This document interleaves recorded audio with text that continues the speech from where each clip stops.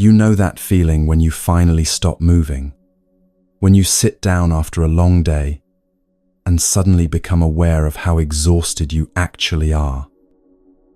That heaviness in your chest that wasn't there this morning, the tightness in your jaw you didn't notice until now. Here's what nobody tells you. That exhaustion isn't just from what you did today. It's from carrying the weight of every choice you've ever made, every word you've spoken, every thought you've repeated 1,000 times. Your body, your beautiful, patient body, has been keeping score. Right now, in this moment, you are the sum total of everything you've ever done. Not as judgment, not as cosmic punishment, but as simple truth, like how a garden reflects what was planted months ago. The Buddha taught this in the very first verses of the Dhammapada. He said, "All that we are is the result of what we have thought. We are formed and molded by our thoughts."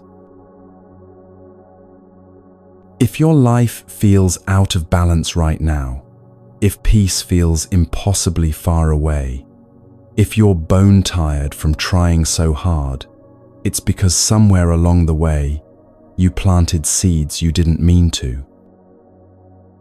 Seeds of rushing, seeds of pushing, seeds of never being enough. But seeds can be replanted. Get comfortable, really comfortable. Blanket, pillow, whatever helps you soften. And if it feels right, share where in the world you're listening from.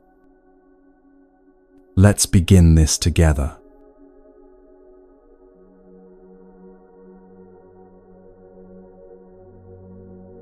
Let's talk about karma. And I know what might be running through your mind right now. You've heard this word before. Maybe it showed up in a movie, or someone said, "That's karma," when something bad happened to someone who deserved it.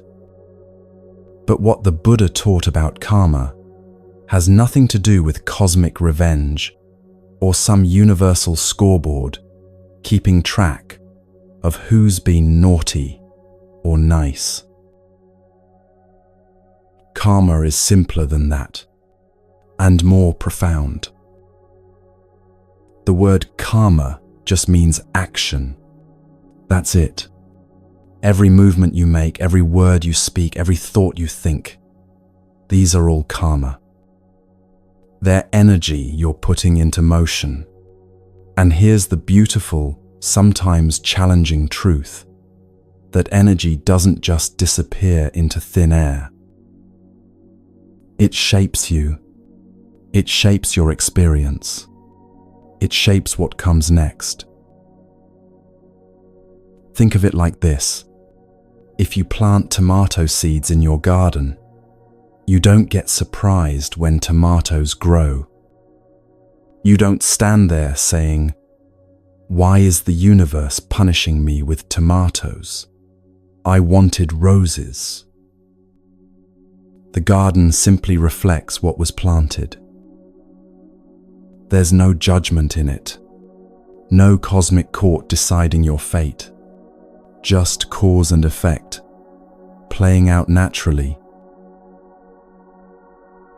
Your life works the same way.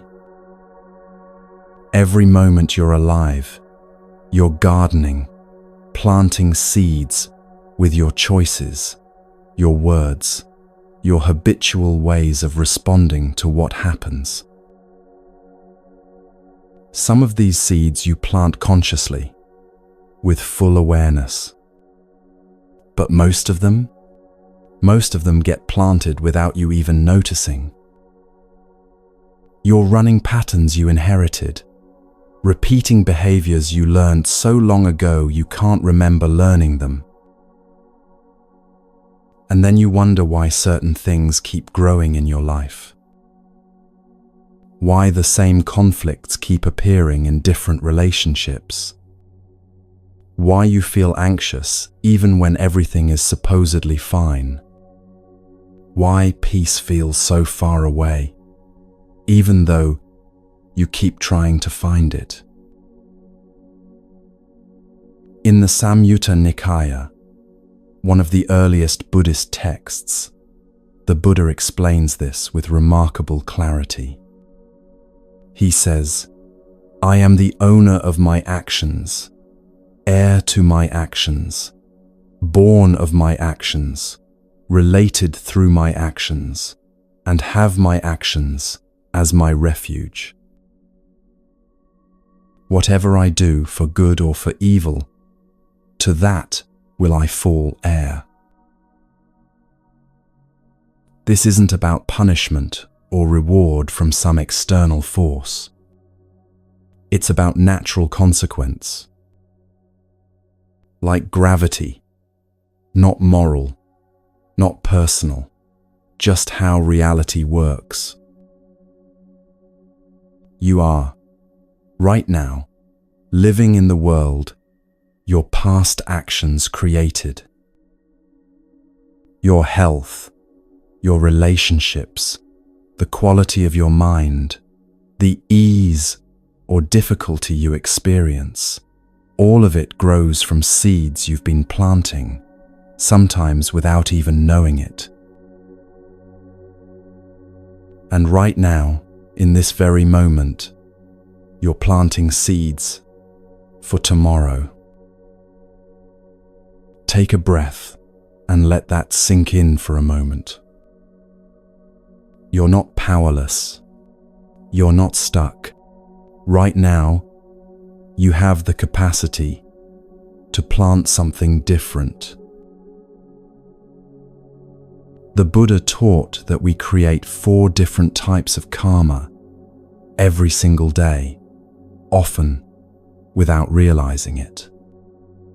Understanding these 4 types is like getting a map to your own inner landscape, a way of seeing the invisible patterns that have been shaping your experience. The first type is what the Buddha called unwholesome karma, akusala, in the ancient Pali language. These are actions, words, and thoughts rooted in what he identified as the 3 poisons: greed, hatred, and delusion. Now, when you hear words like poisons, it might sound harsh, judgmental. But the Buddha wasn't moralizing. He was a physician of the mind, carefully diagnosing what creates suffering. These aren't sins that make you a bad person. They're simply patterns that create pain for yourself and for others. In the Anguttara Nikaya, the Buddha teaches, there are these 3 roots of what is unskillful. Greed is a root of the unskillful. Hatred is a root of the unskillful. Delusion is a root of the unskillful. Let's look at these closely, not from a distance, but as they actually show up in your life. Greed, or we might call it craving, grasping, the compulsive reaching for what we think will make us complete. You might notice this when you want something so badly that the wanting itself becomes painful. Maybe it's wanting someone to respond to your message, and you check your phone every few minutes, your stomach tight with anticipation. Maybe it's wanting recognition at work, and you find yourself subtly competing with colleagues, putting others down to make yourself look better. Maybe it's wanting to feel different than you do right now, less anxious, less sad, less empty, so you reach for something to fill the gap. Food, distraction, scrolling, shopping, anything to avoid the feeling. And afterwards, can you notice what happens? The wanting doesn't get satisfied. It just finds a new object. The emptiness doesn't get filled. It just gets temporarily covered over. This is greed, creating its own suffering, like drinking salt water to quench your thirst. Then there's hatred, or aversion, anger, the pushing away of what is. This might be the most familiar poison for many of us. You might notice it when someone criticizes you, cuts you off in traffic, gets the promotion you wanted, says something that triggers your deepest insecurity. Something inside you catches fire instantly. Your jaw tightens. Your thoughts become sharp, cutting. You rehearse arguments in your mind, building your case for why you're right and they're wrong. And these moments can follow you for hours, days, even years. There might be people you haven't spoken to in a decade, but the argument you had with them still lives in your body, still creates tension when you think about it. The Buddha compared this to holding a hot coal in your hand, planning to throw it at someone else. Who gets burned first? The third poison is delusion, not stupidity, but the fundamental misunderstanding of how things actually are. We think things are permanent when they're constantly changing. We think happiness comes from getting what we want, even though experience shows us repeatedly that it doesn't last. We think we're separate from everything else, when we're actually woven into the fabric of all life, interdependent with everything. This delusion is the most subtle of the three poisons, but in many ways, the most dangerous. Because when you don't see reality clearly, all your actions are built on a faulty foundation. In the famous fire sermon, the Buddha taught that everything is burning, burning with the fire of greed, the fire of hatred, the fire of delusion. And this burning creates suffering, just as surely as putting your hand in a flame creates pain. This is unwholesome karma, not because you're a bad person for experiencing greed or anger or confusion. Everyone does. It's part of being human. But because these mental states, when acted upon, create friction in your life, they're like swimming upstream against a powerful current. You can do it, but it drains you, and you don't get very far. Now breathe for a moment.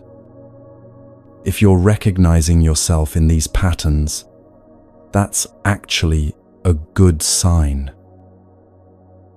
Awareness is always the first step toward freedom. The second type is wholesome karma, kusala. These are actions, words, and thoughts rooted in their opposites, generosity instead of greed, loving, kindness instead of hatred, wisdom instead of delusion. The Buddha taught, there are these three roots of what is skillful. Non-greed is a root of the skillful. Non-hatred is a root of the skillful. Non-delusion is a root of the skillful. Notice the language, skillful, not virtuous or morally superior. The Buddha is pointing to what works, what creates ease and well-being, what flows with reality instead of against it. There's a teaching story from the time of the Buddha about a woman named Kisagotami who came to him in unbearable grief. Her young child had died, and she was carrying the body, unable to accept what had happened. She went from house to house, begging for medicine to bring her child back to life. People thought she'd lost her mind. But someone, seeing her suffering with compassion, suggested she go to the Buddha. When she arrived, the Buddha didn't tell her that her child was gone. He didn't lecture her about impermanence or try to fix her grief with philosophy. He didn't dismiss her pain or tell her to accept what she couldn't yet accept. Instead, he gave her a simple task, one that would allow her to discover the truth herself. Go into the village, he said gently, and bring me a mustard seed from any household that has never known death. She went immediately, hope rising in her chest, certain she would find this seed and save her child. At the first house, she knocked and asked, "Has anyone in this household ever died?" "Oh yes," they said, their faces softening with their own grief. "We lost our father last year. The pain nearly destroyed us. Some days it still does." She thanked them and moved to the next house. "Has death ever come here?" "Our grandmother died just last month. We still set a place for her at dinner sometimes, forgetting she's gone." House after house, the answer was the same. Every family had known loss. Every household had buried someone they loved. Death had touched everyone, the rich and the poor, the young and the old, the holy and the ordinary. By the time Kisagotami returned to the Buddha, she carried no mustard seed. But something in her had fundamentally shifted. She understood that she wasn't alone in her suffering, that death is not a punishment or an exception, but the nature of all living things. And in that understanding, not in bypassing her grief, but in seeing the truth of impermanence, she found the beginning of peace. She was able to bury her child. She became one of the Buddha's followers, and the texts say she eventually reached full awakening. This story illustrates wholesome karma. Not the action of walking door to door. Anyone could do that. But the movement toward reality instead of away from it. the willingness to see what's true, even when it breaks your heart open. You might recognize this pattern in smaller moments of your own life. When you tell the truth instead of a convenient lie, even when it's uncomfortable, can you feel the relief in your chest? A lightness, an opening, a sense of alignment with what's real. When you choose kindness instead of revenge, even when you're hurt and part of you wants to hurt back, there's a softening that happens. A return to your own humanity, your own tenderness beneath the armor. When you let yourself rest instead of pushing through exhaustion to prove you're productive enough, there's a homecoming, a sense of sanity returning, a reconnection with the simple wisdom of your own body. This is wholesome karma, not self-righteous or superior, just aligned with how things actually are. Working with the current instead of against it. The Buddha called this having the wind at your back. You're still walking, still making effort, still moving through difficulty. But reality supports you instead of resisting you. You're moving with the grain of things instead of constantly fighting against it. Now, the third type of karma, and this is where most of our lives actually happen, is neutral karma. In the traditional teachings, this refers to actions that don't particularly create suffering or ease. Brushing your teeth, walking from one room to another, tying your shoes. The countless small movements of being alive that we do without much awareness. Most people live 90% of their lives in this neutral zone, going through the motions on autopilot, like sleepwalkers, moving through their days, eating without tasting, scrolling without seeing, speaking without really listening to our own words, moving through life like a person only half awake. And here's where something remarkable becomes possible. What if these neutral actions, the ones you're doing anyway, the ones that fill up most of your day, could become something more? This brings us to the fourth type of karma, what the Buddha called transcendent or liberating karma. In the ancient language, this is called lokutara, that which goes beyond the world, beyond the cycle of suffering. The Majjhima Nikaya contains a discourse where the Buddha explains this. He's not talking about special holy actions reserved for monks and nuns.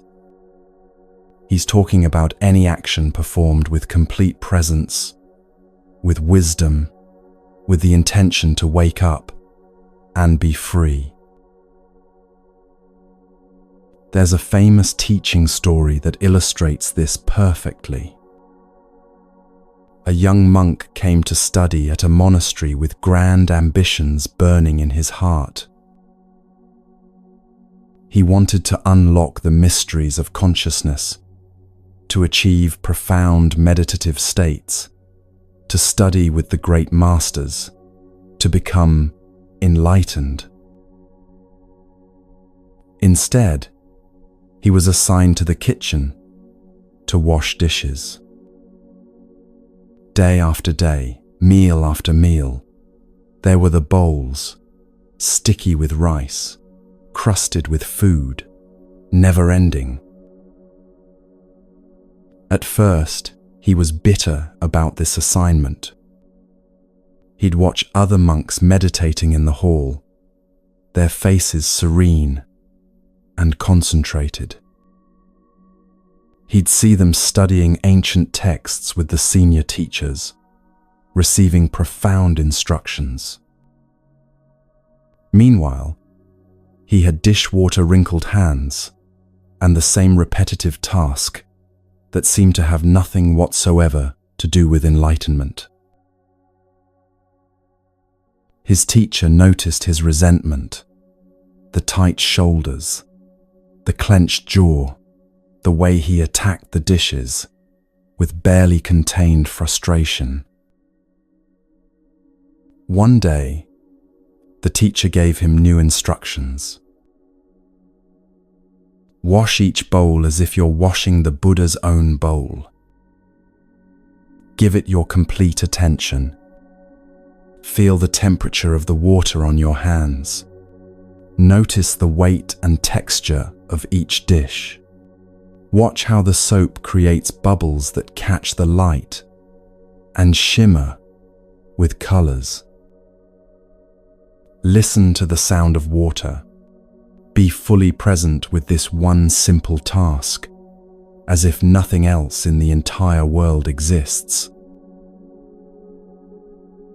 The monk thought this was absurd, spiritual bypassing to keep him from the real teachings, a trick to make him accept his lowly position. But he tried it anyway, mostly because he had no choice. And something extraordinary happened. When he brought his full attention to washing dishes, not thinking about what he'd rather be doing, not lost in fantasies about his future enlightenment, not consumed by resentment about his present circumstances, not anywhere but right here with warm water and soap and ceramic, he discovered a quality of peace he'd never found in all his reading about meditation. The dishes didn't change. The task didn't suddenly become more important or meaningful on its own. But his relationship to it transformed completely.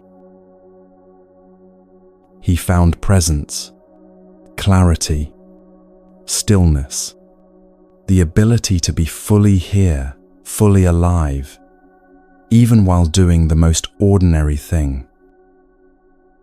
And in that transformation, he found what he'd been seeking all along.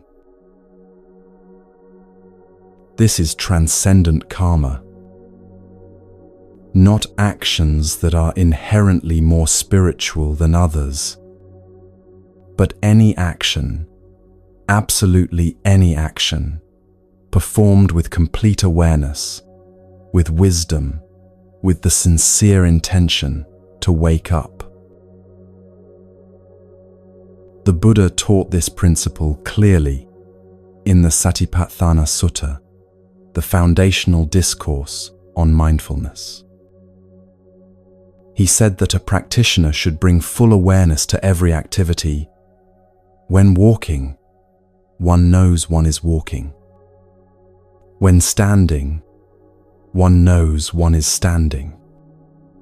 When sitting, one knows one is sitting.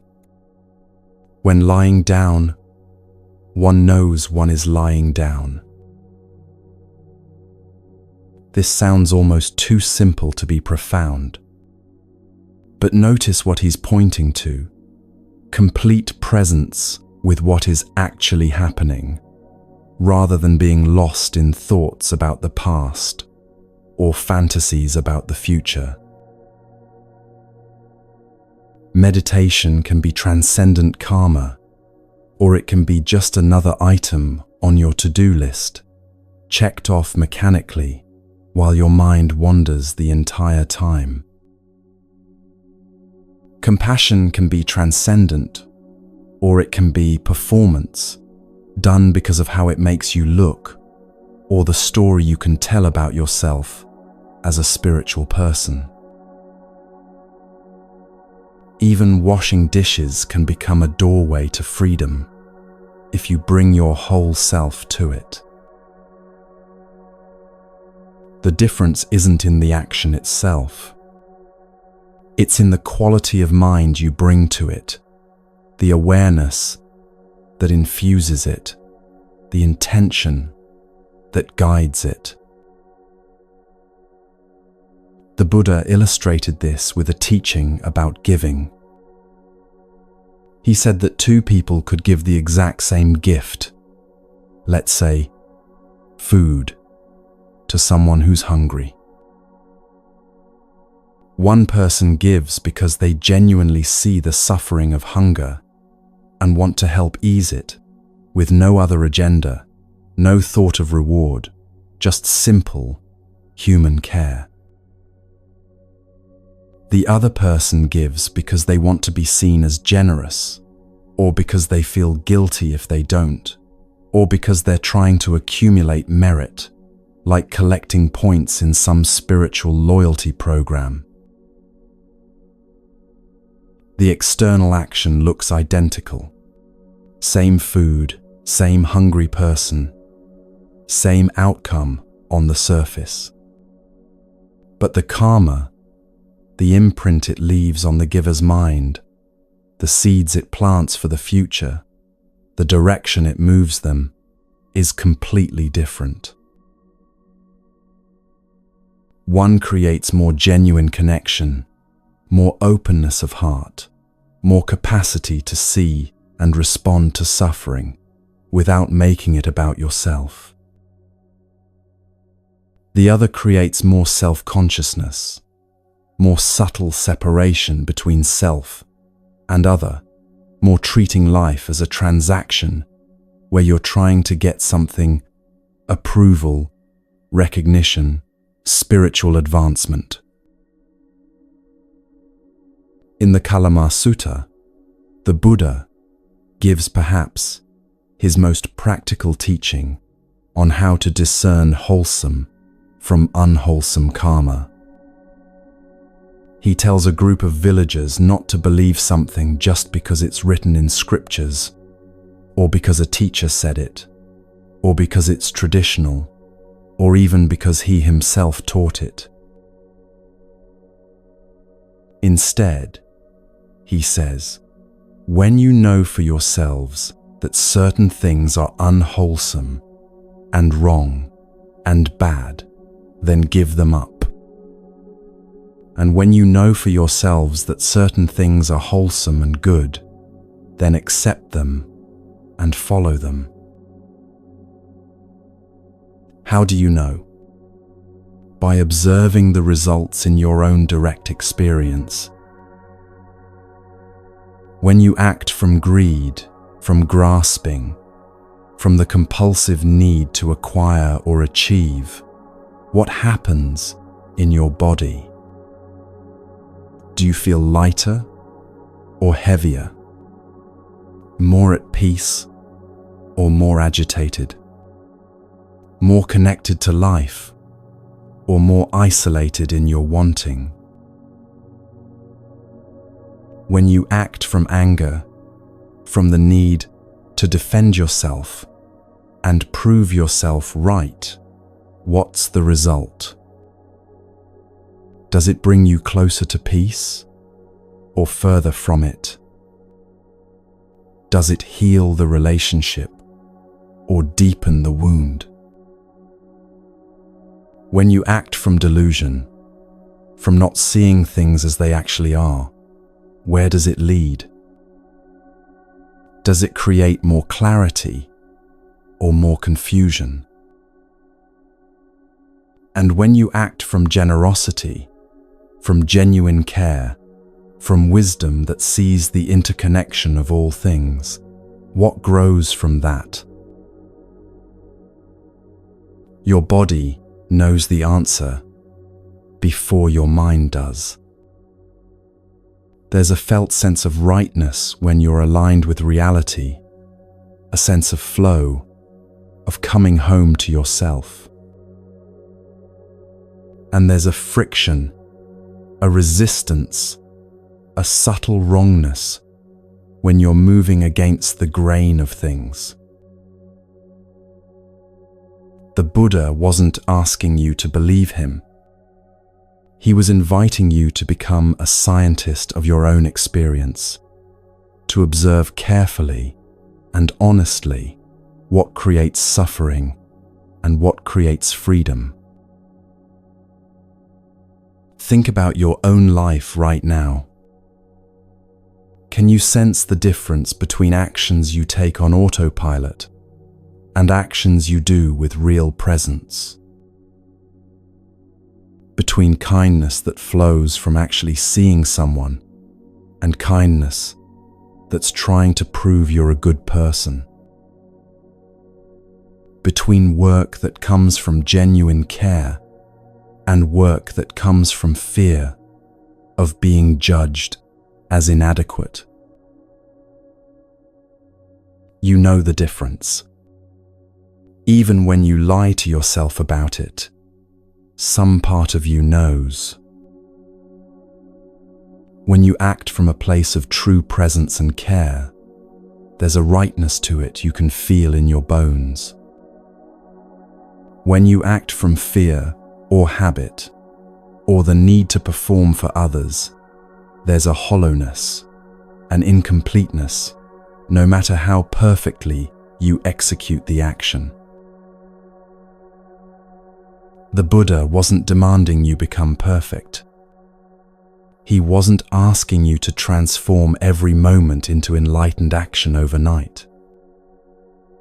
He was simply inviting you to notice, to become aware of the patterns you're running, the seeds you're planting, the life you're creating with each small choice.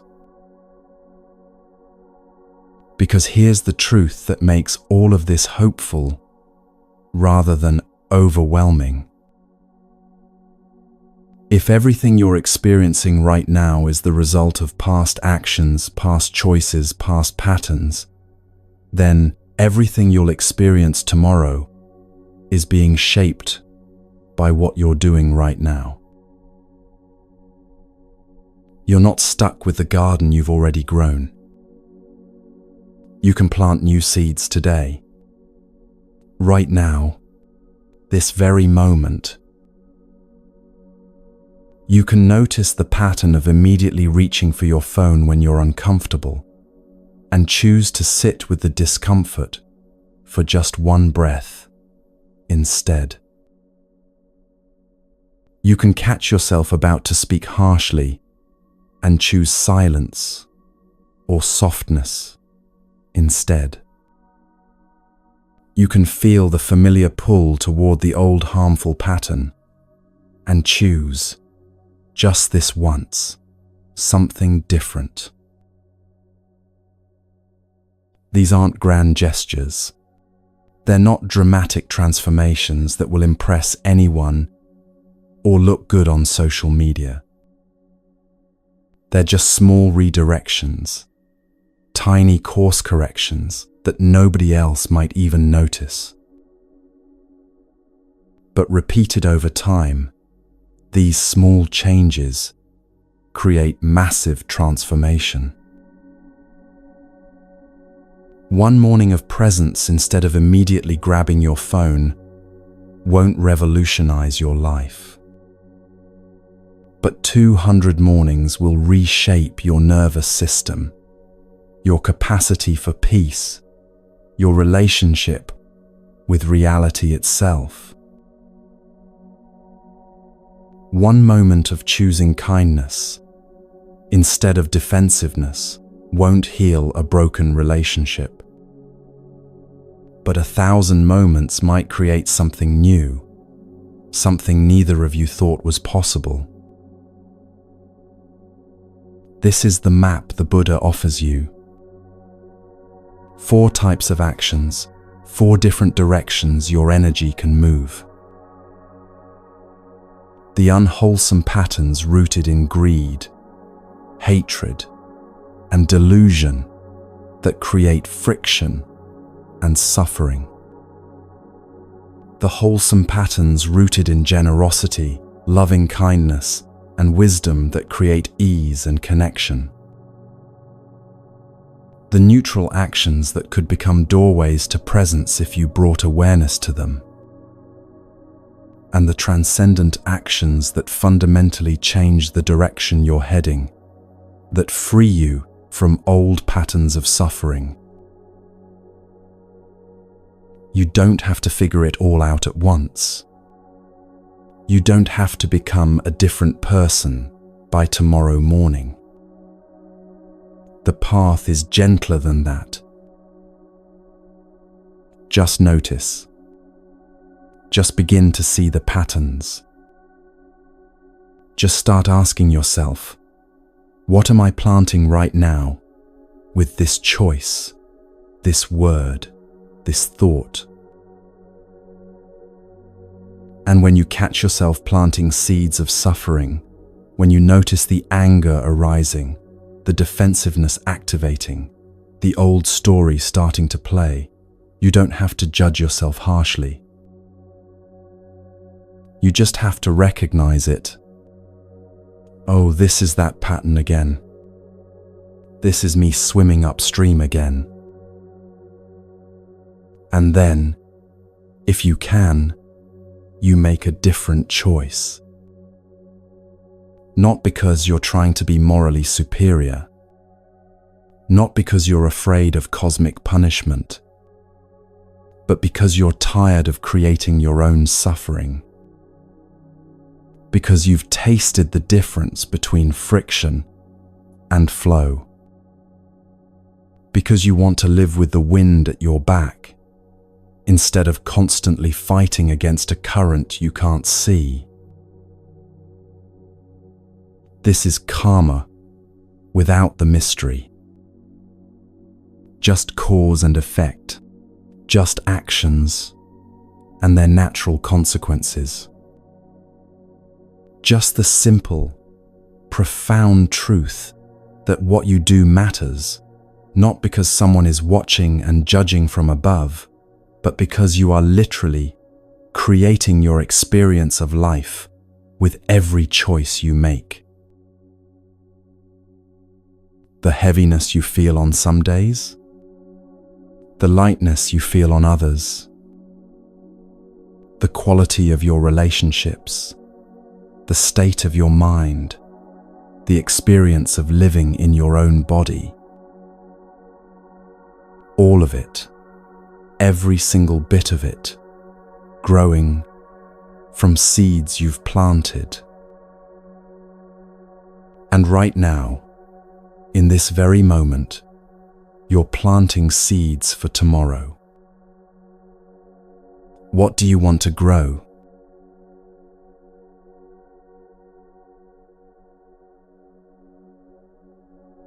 There's a moment in the Buddha's life that often gets lost in the drama of the larger story. It's quiet, simple, easily overlooked. But it contains everything you need to understand about finding balance in your life. The Buddha, still Siddhartha then, not yet awakened, was sitting beneath a tree by a river, his body weakened from years of extreme practice. A village woman named Sujata came to that spot, carrying a bowl of rice milk, a simple, nourishing porridge she'd prepared as an offering. When she saw him there, she offered the bowl with reverence. And Siddhartha, who had been refusing proper nourishment for so long, accepted it. The texts describe what happened next with beautiful simplicity. As he drank, his strength returned. His mind cleared, His body steadied. He could sit upright without collapsing. He could breathe deeply. He could think clearly for the first time in years. That night, properly nourished, he sat in meditation and awakened fully. Now, the usual way this story is told focuses on what came before, the 6 years of starvation, the extreme asceticism, all of that. But what I want you to notice is something simpler and more intimate. The bowl of rice milk wasn't magic. It wasn't a special spiritual food. It was just nourishment at the right time, accepted with wisdom rather than refused out of rigid principle. This is what the Buddha later called the middle way. Not a philosophy to study, but a living wisdom about meeting yourself and your life with balance. And here's what matters for your life right now. You probably need your own bowl of rice milk. Maybe not literal food, though that might be part of it. But some form of nourishment you've been refusing because you believe you should be able to do without it. Some gentleness you've been denying yourself because you think real growth only comes through harshness. Some rest you've been avoiding because you're afraid that if you stop pushing, you'll never start again. Or maybe it's the opposite. Maybe you've been so comfortable, so careful to avoid all difficulty, that you've forgotten what it feels like to challenge yourself, to grow, to discover what you're capable of when you step beyond the familiar. The middle way addresses both of these patterns. In the Dhammacakkappavattana Sutta, the Buddha's first teaching after his awakening, he explains it clearly. He speaks of two extremes that don't lead to freedom: the extreme of indulging every comfort and desire, and the extreme of harsh self-denial and punishment. Then he says, the middle way discovered by the Tathagata avoids both these extremes. It gives vision, it gives knowledge, and it leads to peace, to direct awakening, to enlightenment. Notice what he doesn't say. He doesn't say the middle way is easy or comfortable or free from challenge. He says it gives vision, the ability to see clearly what's actually happening, rather than being lost in extremes. You might recognize these extremes in your own life. There are areas where you push yourself relentlessly, demanding perfection, allowing no space for being human. You work too many hours, say yes to everything, exercise until you're injured, expect yourself to never need rest or tenderness or help. And there are other areas where you've given up entirely, where you stay only in what's comfortable, where you avoid any challenge or growth because discomfort feels unbearable. Or you might swing between these extremes, pushing hard until you burn out, then collapsing into avoidance, then pushing hard again in a cycle that never finds sustainable ground. The Buddha understood this pattern intimately. And what he discovered wasn't a rigid middle point you find once and stay at forever.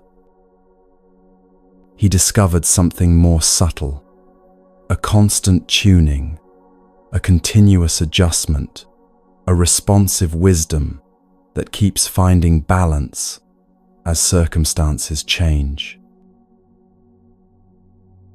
Let me share a teaching that doesn't get talked about as much, but speaks directly to this.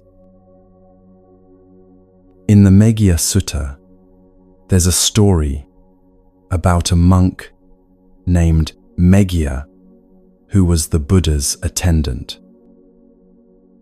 One day, Meghiya saw a beautiful mango grove and thought it would be the perfect place to meditate. He asked the Buddha for permission to go practice there. The Buddha said, "Wait a little, Meghiya. We are alone here. Wait until another monk comes." But Meghiya was insistent. He thought he'd found the perfect external conditions for practice: the beautiful grove, the quiet, the ideal setting. He asked 2 more times, and finally, the Buddha gave permission. Meghiya went to the grove and tried to meditate. But his mind wouldn't settle. Instead, he was plagued by 3 kinds of thoughts: sensual thoughts, malicious thoughts, and cruel thoughts. The beautiful external conditions did nothing to calm his inner turmoil. He returned to the Buddha discouraged, confused about why the perfect setting had failed him. The Buddha then taught him something profound about balance and maturity. He explained that for a mind not yet mature in practice, 5 things need to be developed: good friendship, virtue, inspiring conversation about the teachings, energy properly applied, and wisdom. Then he said something that cuts to the heart of the middle way. When these 5 things are developed and cultivated, 4 more should be developed: meditation on the unattractive, to abandon lust; loving kindness to abandon ill will; mindfulness of breathing to cut off discursive thinking; and perception of impermanence to uproot the conceit, "I am." What's beautiful about this teaching is that the Buddha doesn't say Meghiya was wrong to want to practice. He doesn't criticize the desire for meditation or call it spiritual bypassing. Instead, he points to the reality that practice requires the right conditions, not external conditions like a beautiful grove, but internal conditions of preparation and balance. This is crucial for understanding the middle way in your own life. Sometimes what looks like failure or inability is actually just a mismatch between where you are and what you're attempting. You might notice this in your own experience. Maybe you've tried to establish a meditation practice, and you chose the perfect cushion, the perfect time of day, the perfect quiet space. But when you actually sat down to practice, your mind was chaos. And instead of recognizing that you might need to develop certain foundations first, perhaps starting with just 3 minutes instead of 30, perhaps focusing on simple breathing rather than complex techniques, you decided you're just bad at meditation. Or maybe you decided to completely change your diet, to start exercising daily, to transform your life overnight. And when that extreme makeover didn't stick, when you couldn't sustain that level of change, you concluded you have no willpower or discipline. The middle way teaching asks, what if the problem isn't that you're weak or incapable, but that you're trying to tune the string too tight, too fast? What if sustainable change requires building foundations, developing capacity gradually, finding the right tension for where you actually are right now rather than where you think you should be?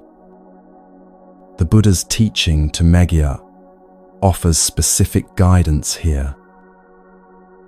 He doesn't tell him to try harder or to give up on meditation. He tells him what needs to be developed first: good friendship, ethical conduct, inspiring conversations about practice, properly applied energy, and wisdom. You can translate this into your own life. If you're trying to change a pattern and it's not working, perhaps you need more support, someone who understands what you're attempting and can encourage you. Perhaps you need to address ethical issues in your life that are creating internal friction. Perhaps you need to spend time reading or listening to teachings that inspire you, rather than just willpower your way through. Perhaps you need to adjust your energy, not pushing so hard, or perhaps pushing more in certain areas you've been avoiding. Perhaps you need more understanding of why this change matters and how it actually works.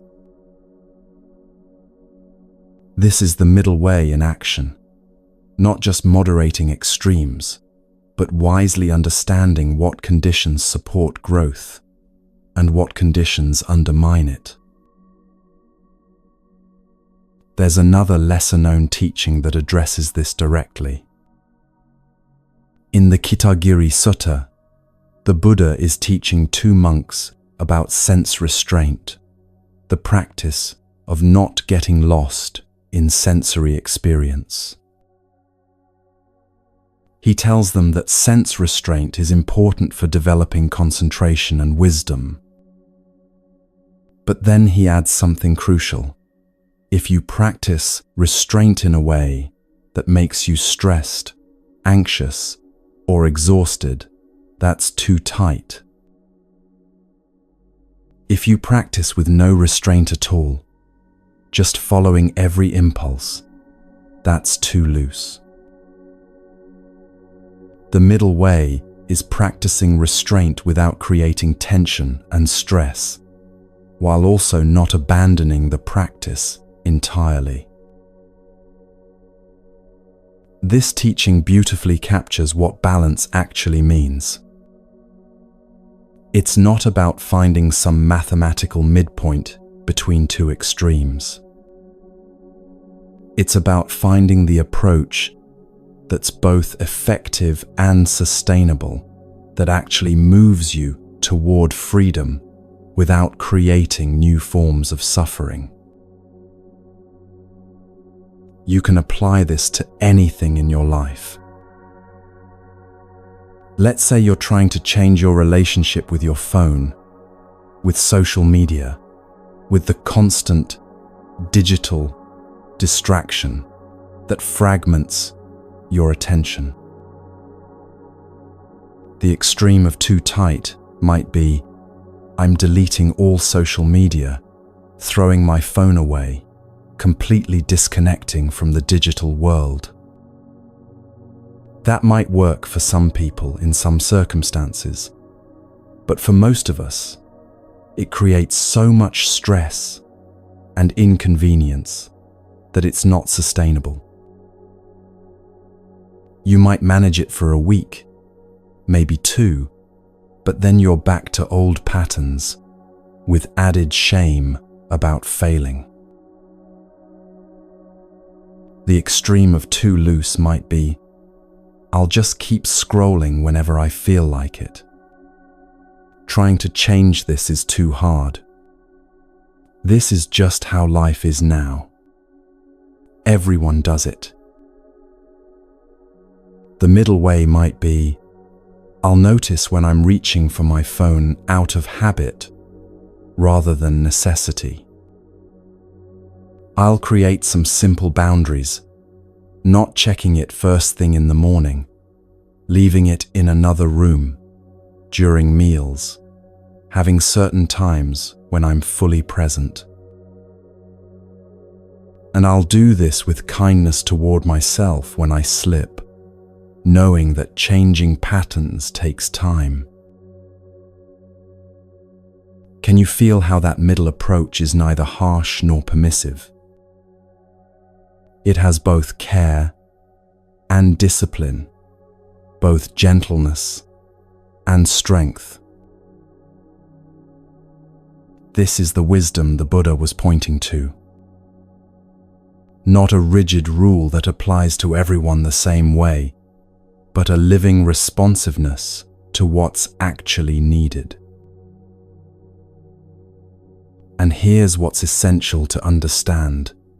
Your middle way will change as you change. What's balanced for you today might be too much or too little 6 months from now.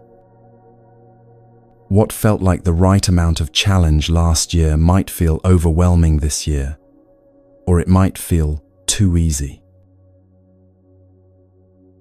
In the Anguttara Nikaya, there are teachings about the seasons of practice, how sometimes you need to emphasize energy and effort, and other times you need to emphasize tranquility and ease. The wise practitioner knows which season they're in and adjusts accordingly. Think about the natural world for a moment. A tree doesn't push for growth in winter.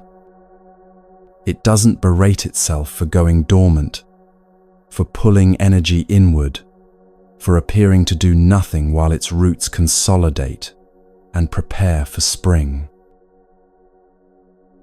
And in spring, it doesn't hold back out of fear or doubt. It doesn't say, I've been resting so long, maybe I should rest a little more to be safe. It responds to the conditions, putting out new growth, using the energy it stored during winter. Summer brings a different energy, full expression, ripening, the abundance of growth realized. And then autumn asks for something else, letting go, releasing what's no longer needed, preparing again for rest. You have seasons too. Times when you have energy and capacity for growth, for challenge, for pushing your edges. Times when what you planted earlier is ripening, and you need to simply maintain and allow. And times when you need to let things fall away, to consolidate, to rest, to be gentle with yourself, while your system integrates and prepares for the next phase. The middle way isn't about maintaining the same level of effort all the time. It's about being honest with yourself, about what season you're in, and responding wisely.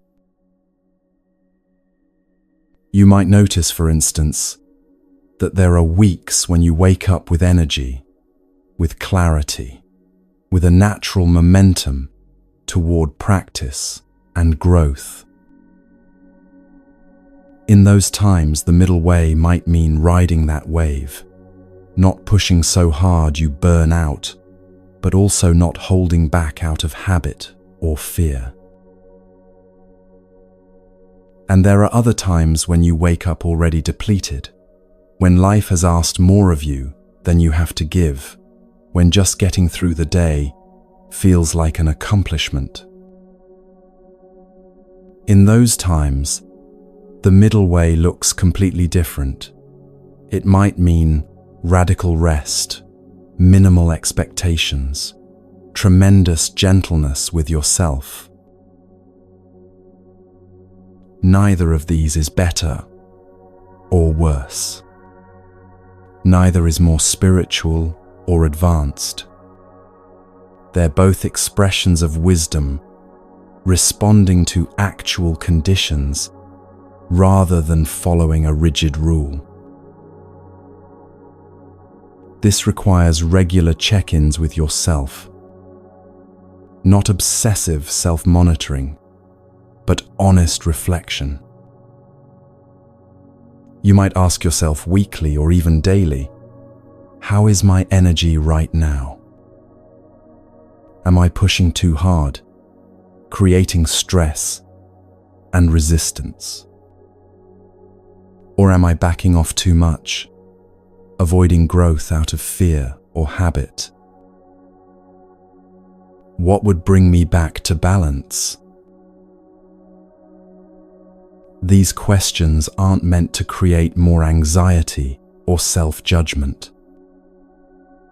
They're meant to help you tune the instrument of your practice, to find that place where the string produces clear, resonant sound. And here's something important. You'll need to learn the difference between the discomfort of healthy challenge and the distress of pushing too far. Healthy challenge feels enlivening even when it's difficult. There's a sense of stretching into new capacity, of discovering what you're capable of. Your body might be working hard, but there's a quality of aliveness to it, not depletion. Pushing too far feels different. There's a brittleness to it, a sense of forcing, a quality of violence toward yourself, even if it's subtle. Your body tenses in a way that's protective rather than engaged. Your mind becomes rigid rather than focused. Learning to distinguish between these takes time and attention. You have to actually feel into your experience rather than just following rules about what you should be doing. This is part of what the Buddha meant when he said, "The middle way gives vision." It develops your capacity to see clearly what's actually happening in your body and mind, rather than just following concepts about what practice should look like. And sometimes you'll get it wrong. You'll tune too tight or too loose. You'll think you're in balance and then realize you've drifted into an extreme. This is part of the process.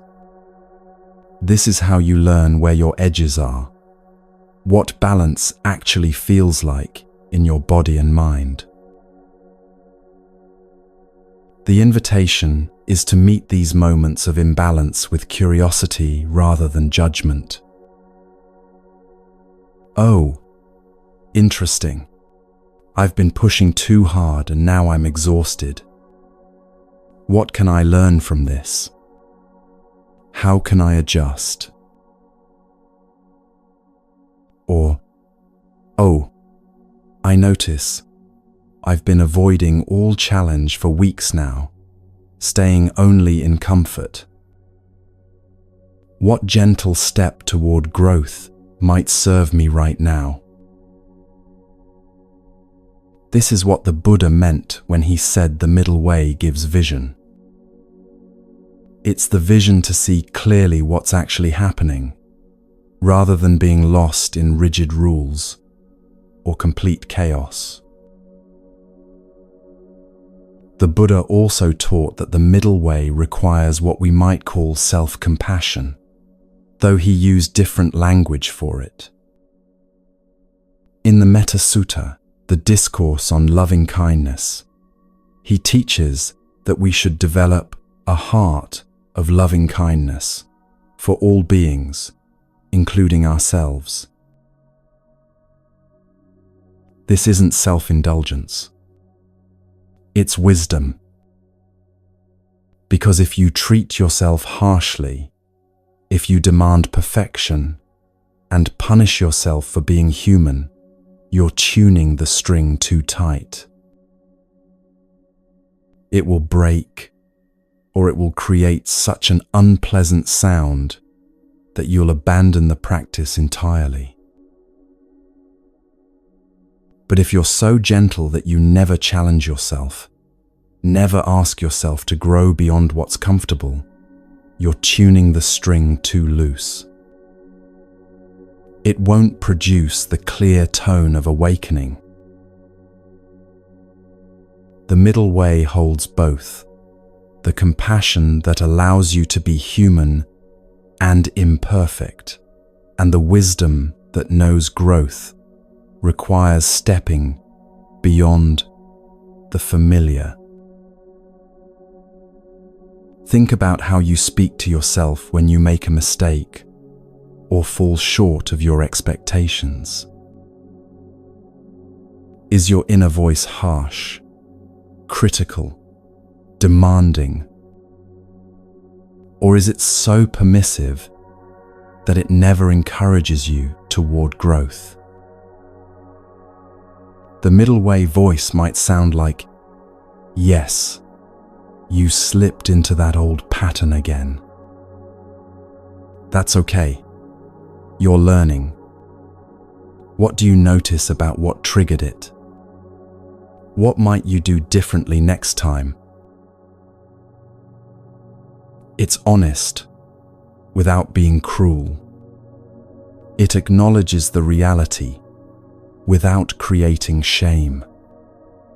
It holds space for growth, without demanding perfection. This is the path the Buddha discovered that day when he accepted the bowl of rice milk from Sujata. Not the extreme of punishing the body to free the mind. Not the extreme of indulging every desire and never challenging yourself. But the wise middle path that nourishes what needs to be nourished and challenges what needs to be challenged. And this path is available to you right now. You don't need to wait until you've reached some extreme before you find balance. You can start tuning the string today, listening for that tone that resonates true. Where in your life are you pushing too hard? Where are you avoiding growth? Where do you need more nourishment? And where do you need more challenge? These aren't questions to answer once and be done with. They're questions to keep asking, to keep exploring as your life unfolds and changes. The middle way isn't a destination. It's a way of walking, a way of being, a continuous adjustment toward balance and wisdom. And right now, in this moment, you can take one small step toward that balance. Not a dramatic transformation, not a complete overhaul of your life. Just one honest look at where you are and one gentle adjustment toward the middle. Maybe it's accepting the bowl of rice milk you've been refusing, the rest you need, the help you've been too proud to ask for. the gentleness you've been denying yourself. Or maybe it's stepping out of comfort into healthy challenge, having that difficult conversation, starting that practice you've been avoiding, taking one small risk toward growth. That's all the Buddha is asking. That's all this ancient teaching requires. Just the willingness to keep tuning, to keep listening, to keep finding your way back to balance when you drift into extremes. This is the path that leads to peace. Not someday, not when you finally get it perfect, but right here, right now, in the honest, imperfect process of finding your way.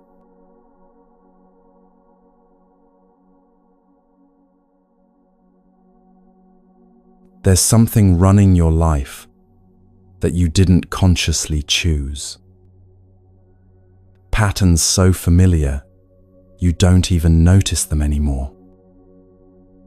Ways of responding, ways of speaking, ways of moving through your day that happen automatically, like a program running in the background of your mind.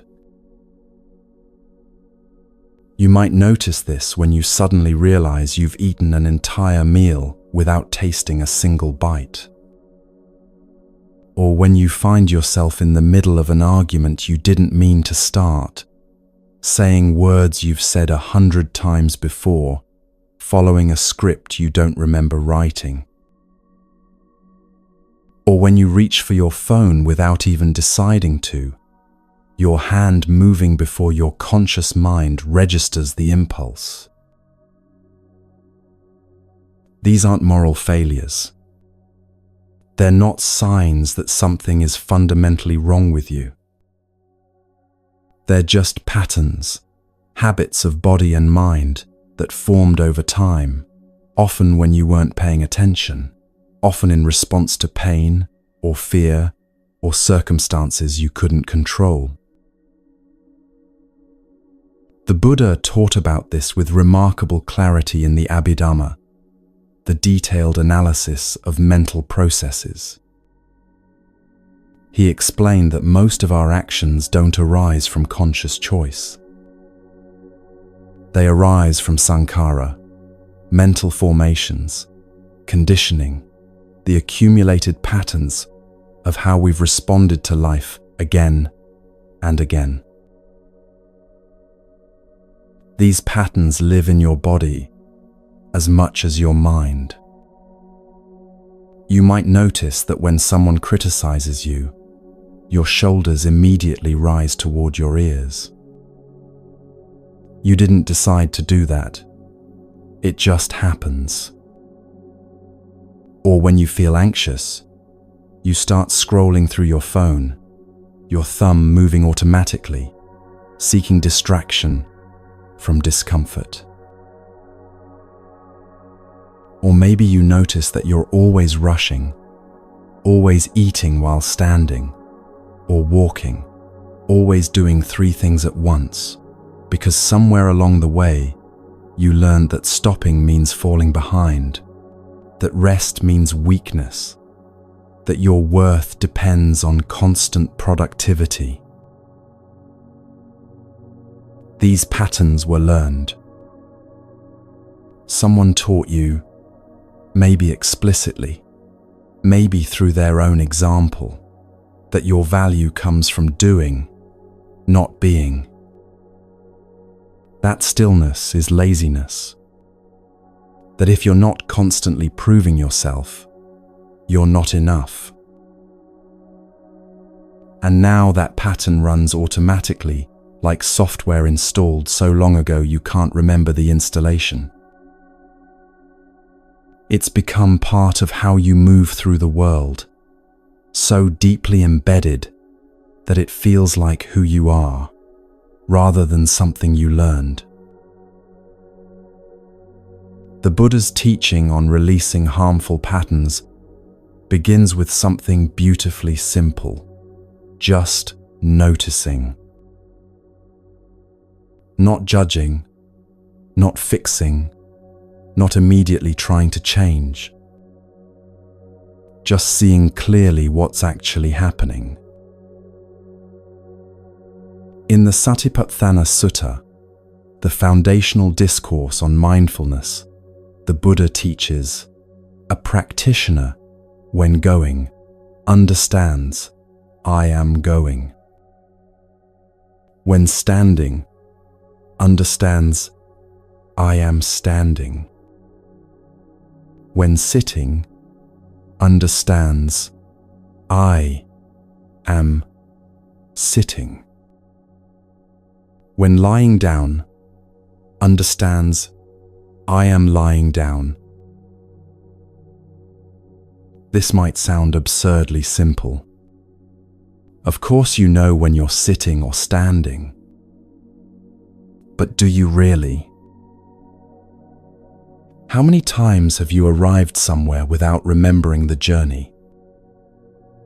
How often do you find yourself sitting at your desk without any memory of walking there, your mind completely absorbed in thoughts about the past or worries about the future? How many meals have you eaten without any awareness of the food, your body going through the motions while your mind rehearses tomorrow's presentation or replays yesterday's conversation?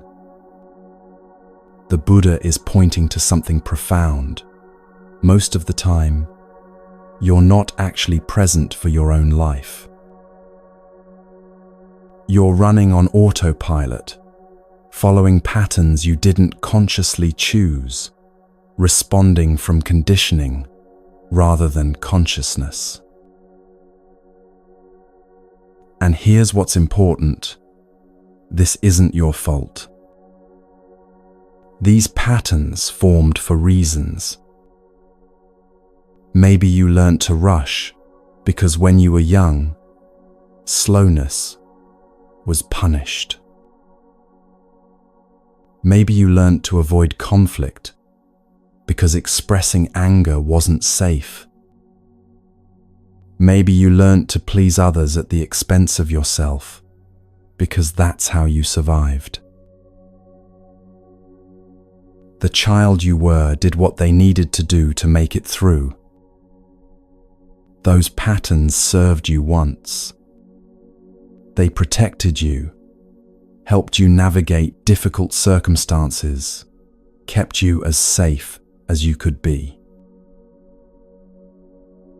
But now those same patterns might be creating the very suffering you're trying to escape. The Buddha taught that we should approach these patterns with what he called yoniso manasikara, wise attention, skillful reflection. Not harsh judgment, not dismissive acceptance, but clear, kind seeing. In the Vitakkasanthana Sutta, the discourse on removing distracting thoughts, the Buddha offers several methods for working with difficult patterns. But the first method is always the same.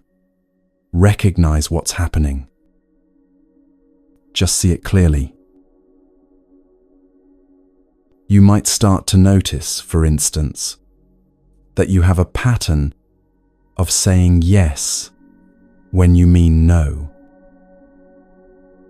Someone asks you to take on another project, another commitment, and before you've even considered whether you have the capacity, before you've checked in with your actual energy level or existing obligations, you hear yourself saying, "Sure, I can do that." And then you're driving home or lying in bed that night, and you feel it, that familiar heaviness in your chest, that sense of being trapped by your own inability to set boundaries, that resentment building toward a person who simply asked you a question. The first step isn't to force yourself to start saying no. The first step is just to notice the pattern, to see it clearly, without layering shame on top of it. Oh, I did it again. I said yes when I meant no. This is a pattern I run. Interesting. That's all. Just seeing.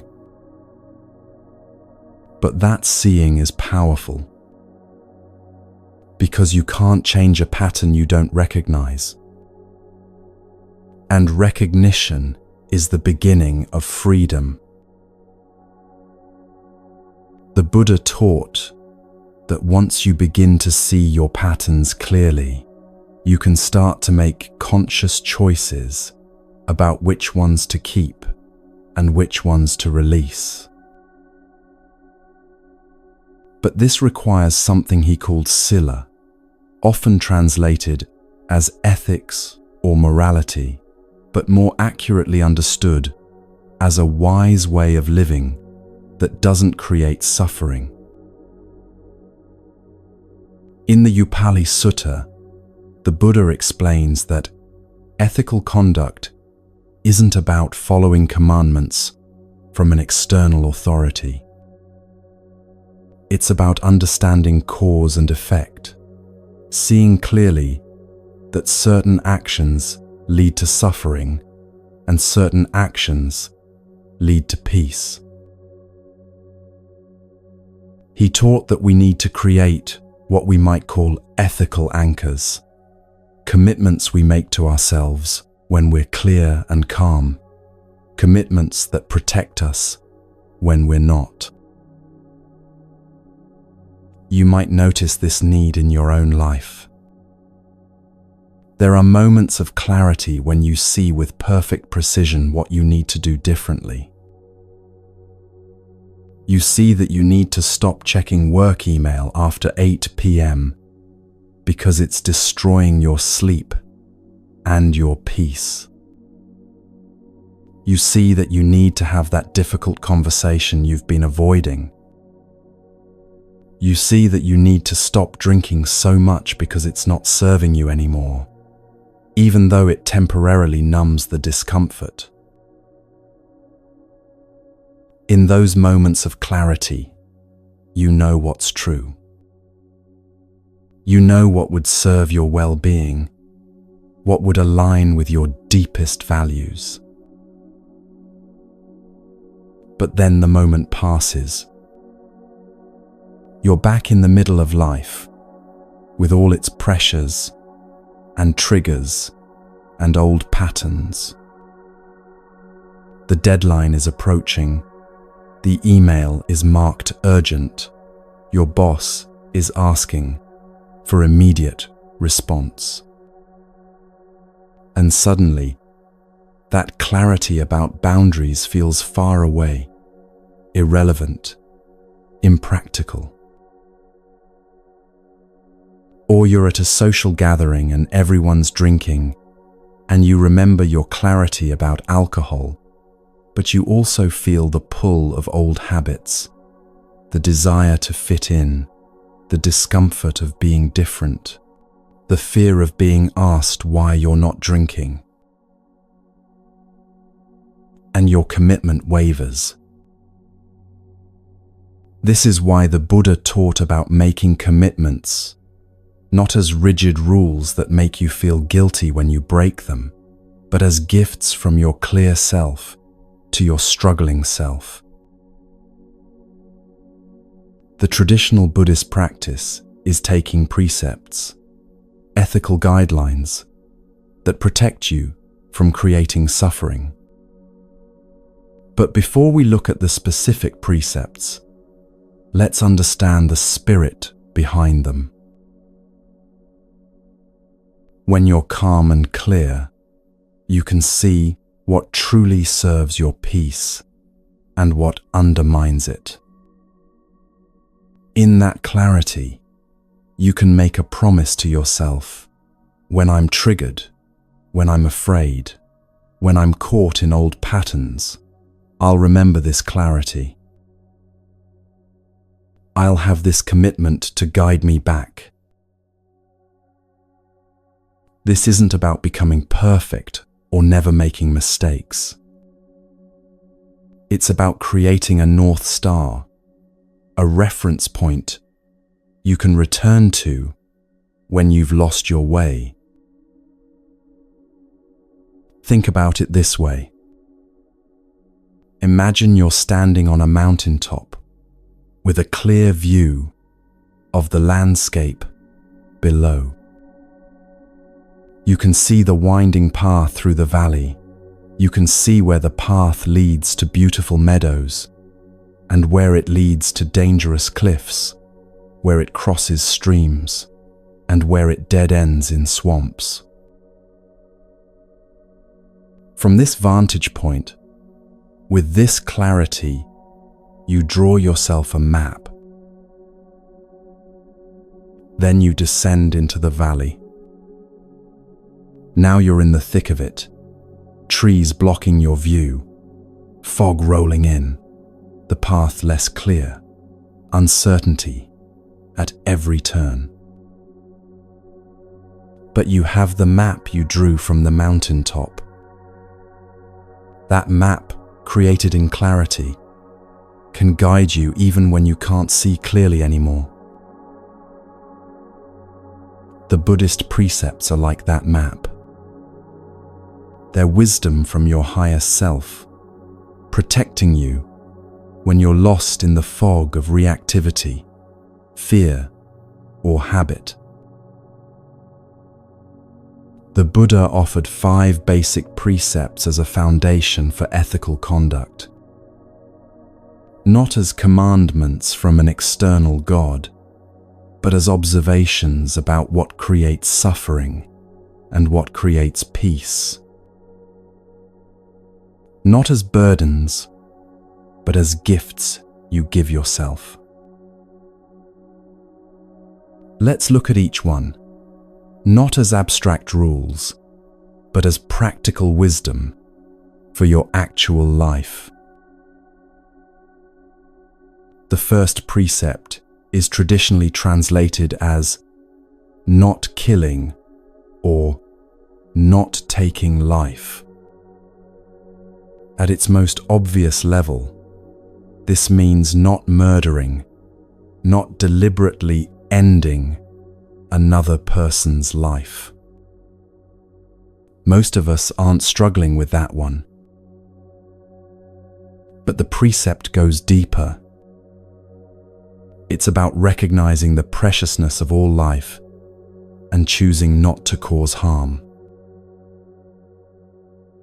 You might notice this playing out when you're about to kill a spider in your house. That moment of choice. Do you end this small life because it's inconvenient? Or do you find a way to coexist, perhaps catching it gently and releasing it outside? The precept also extends to how you treat your own life force, your own vitality. When you push yourself past the point of exhaustion, when you ignore your body's signals for rest, when you speak to yourself with harshness that you'd never direct at another living being, you're violating the spirit of this precept. In the Dhammapada, the Buddha teaches, all beings tremble before violence. All fear death. All love life. See yourself in others. Then whom can you hurt? What harm can you do? This isn't about being perfect or never causing any harm at all. That's impossible in a world where simply eating requires the death of plants, where walking might step on insects, where our very existence has some impact. It's about cultivating awareness and minimizing harm where you reasonably can. It's about asking yourself, Is this action protecting life or diminishing it? Am I moving toward more care or more carelessness? Does this serve life or does it serve my temporary convenience? The second precept is about not taking what isn't freely given, traditionally called not stealing. Again, most of us aren't shoplifting or robbing banks. But the precept addresses something more subtle, our relationship with resources, with what belongs to others, with the earth itself. You might notice this when you're at work, and you take office supplies home without asking, telling yourself, it doesn't matter, the company can afford it. Or when you use someone else's time without consideration, showing up late consistently, expecting them to wait, treating their time as less valuable than yours. Or when you consume far more than you need, food, energy, goods, while others go without. The precept also speaks to how you use your own resources. When you waste money on things that don't truly serve you, when you squander your time and energy on distractions that leave you depleted, when you hoard more than you could ever use while refusing to share, these too are violations of right relationship with resources. In the Digha Nikaya, the Buddha teaches about the principle of santuti, contentment, being satisfied with what's sufficient, not endlessly grasping for more. This isn't about artificial scarcity or denying yourself what you genuinely need. It's about recognizing the difference between enough and the endless hunger of greed. You might ask yourself, am I taking more than I need? Am I taking without permission or consideration? Am I in right relationship with what I have and what I use? Do I use resources wisely or wastefully? The third precept addresses sexual conduct, not causing harm through sexual activity.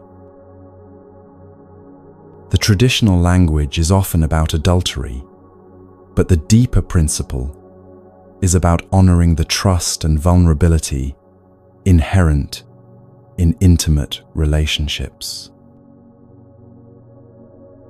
This means not using sex to manipulate, control, or harm.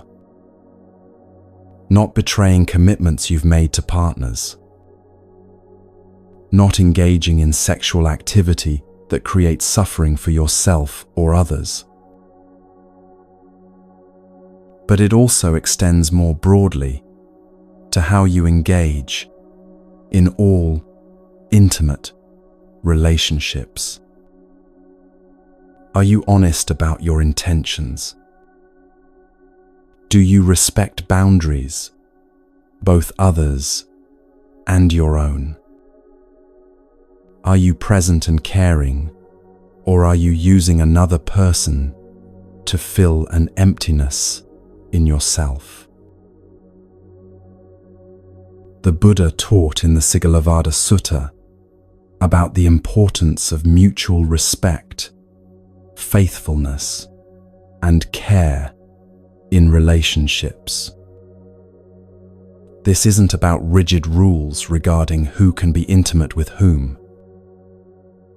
It's about ensuring that your intimate life creates connection rather than harm, trust rather than betrayal, genuine care rather than exploitation. You might ask yourself, are my intimate relationships based on honesty and mutual respect? Am I honoring the commitments I've made? Am I causing harm through my sexual or romantic choices? Am I treating others with the dignity they deserve? The fourth precept is about truthful speech, not lying, not speaking in ways that deceive or harm. This goes beyond just not telling outright lies. It includes not exaggerating to make yourself look better, not minimizing to avoid discomfort, not staying silent when speaking up would serve truth and well-being. You might notice this when you're asked how you're doing and you automatically say, "Fine," even though you're struggling, because honesty feels too vulnerable. Or when you embellish a story to make it more impressive, adding details that didn't quite happen that way. Or when you agree with something you actually disagree with because speaking your truth might create conflict. But the precept also recognizes that truth must be balanced with kindness. In the Abhaya Sutta, the Buddha teaches that before speaking, we should ask ourselves, is it true? Is it beneficial? Is it the right time? Sometimes the most truthful thing you can say would cause unnecessary harm. If your grandmother shows you her new haircut that you find unflattering, you don't need to tell her it makes her look terrible.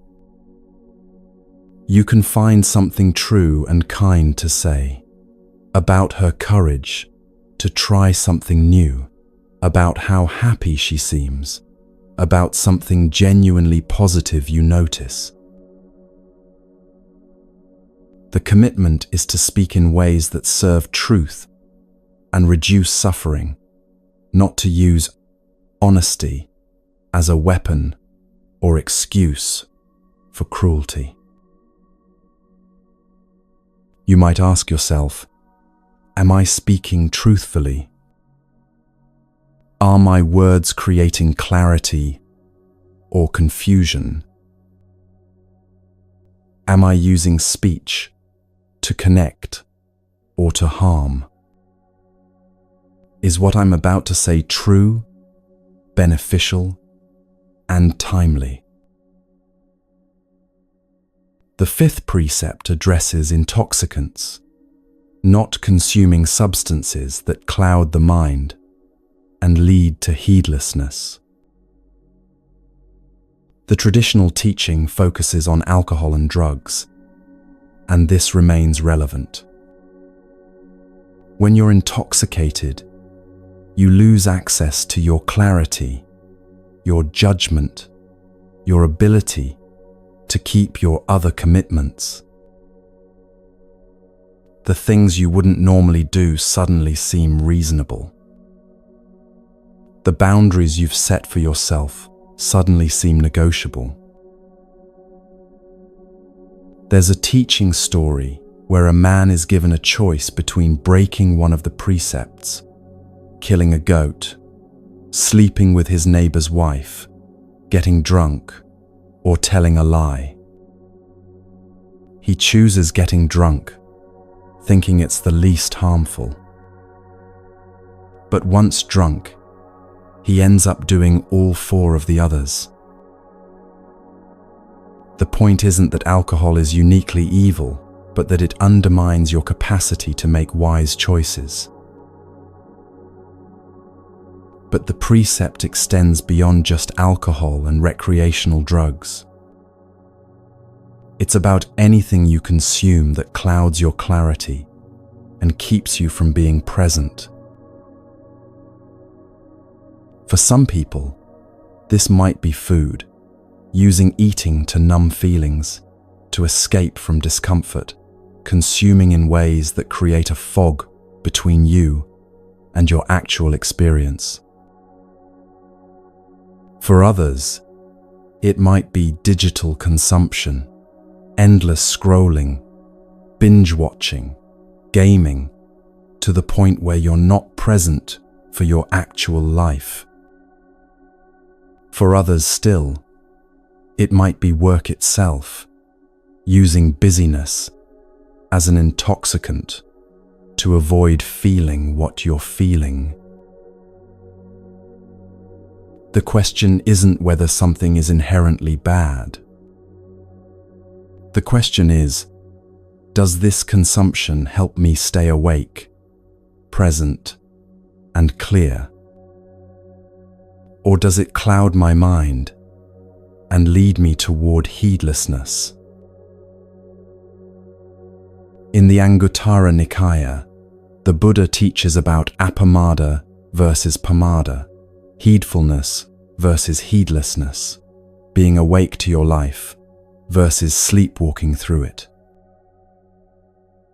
The precept about intoxicants is fundamentally about choosing wakefulness.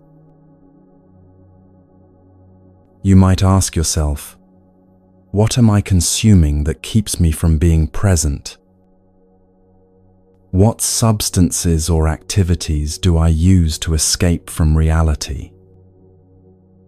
Am I staying awake to my life, or finding ways to check out? Does this serve my clarity or cloud it? Now, here's what's crucial to understand about these 5 precepts. They're not rigid commandments designed to make you feel guilty when you fall short. They're invitations to freedom, guides toward less suffering. Each precept is essentially asking, would you like to suffer less? Would you like more peace in your life? Then here's a pattern to notice and gently release. When you harm life, including your own, through harsh self-treatment, you create suffering. When you take what isn't given, you create suffering. When you betray trust in intimate relationships, you create suffering. When you speak dishonestly, you create suffering. When you cloud your mind with intoxicants, you create conditions for all kinds of suffering. The precepts aren't asking you to be perfect. They're asking you to become aware of these patterns and to gently, gradually move toward less harm and more care. You might work with these precepts by choosing one to focus on for a week or a month. Not trying to achieve perfection, but just bringing awareness to how this pattern shows up in your life. Maybe you choose to work with truthful speech. For 1 week, you simply notice when you're tempted to lie, exaggerate, or hide truth. You don't necessarily force yourself to be perfectly honest in every moment. That might not be wise or kind. You just notice the impulse, the pattern, the habit. And maybe, when it feels possible and appropriate, you choose truth over deception. Just once. Just in this moment. And you notice how that feels. The relief, perhaps, or the vulnerability, or both. This is how transformation happens, not through dramatic overnight change, but through small, repeated choices toward clarity and care.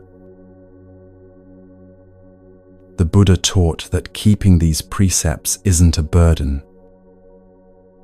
It's a form of self-love, a way of protecting yourself from creating suffering.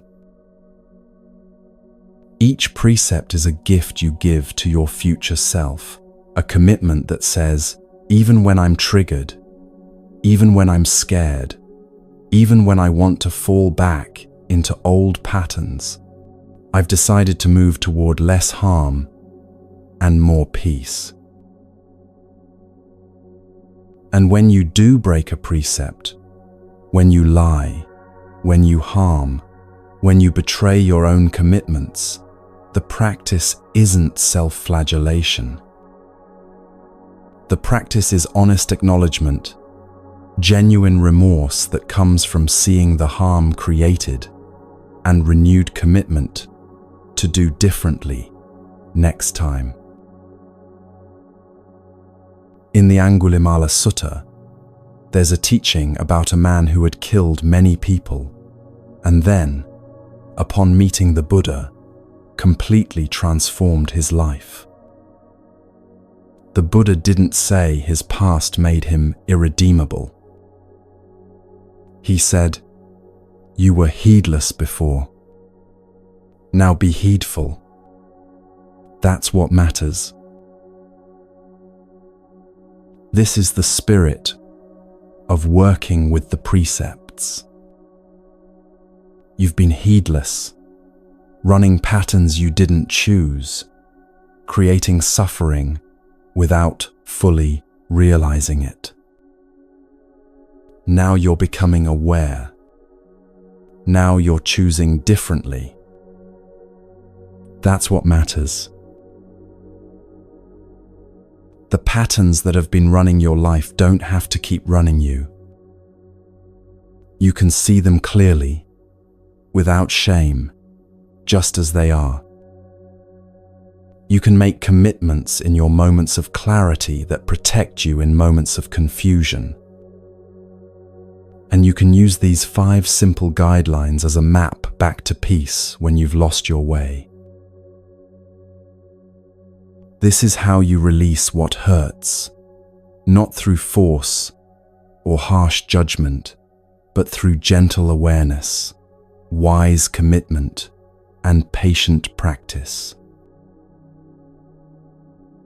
One pattern at a time, one choice at a time, one breath at a time. The freedom you're seeking isn't far away. It's right here.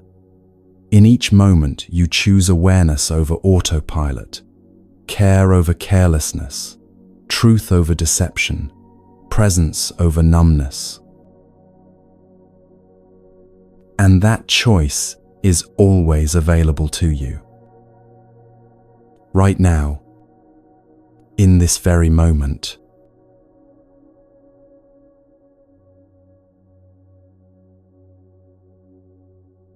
There's something important the Buddha understood about transformation that often gets missed.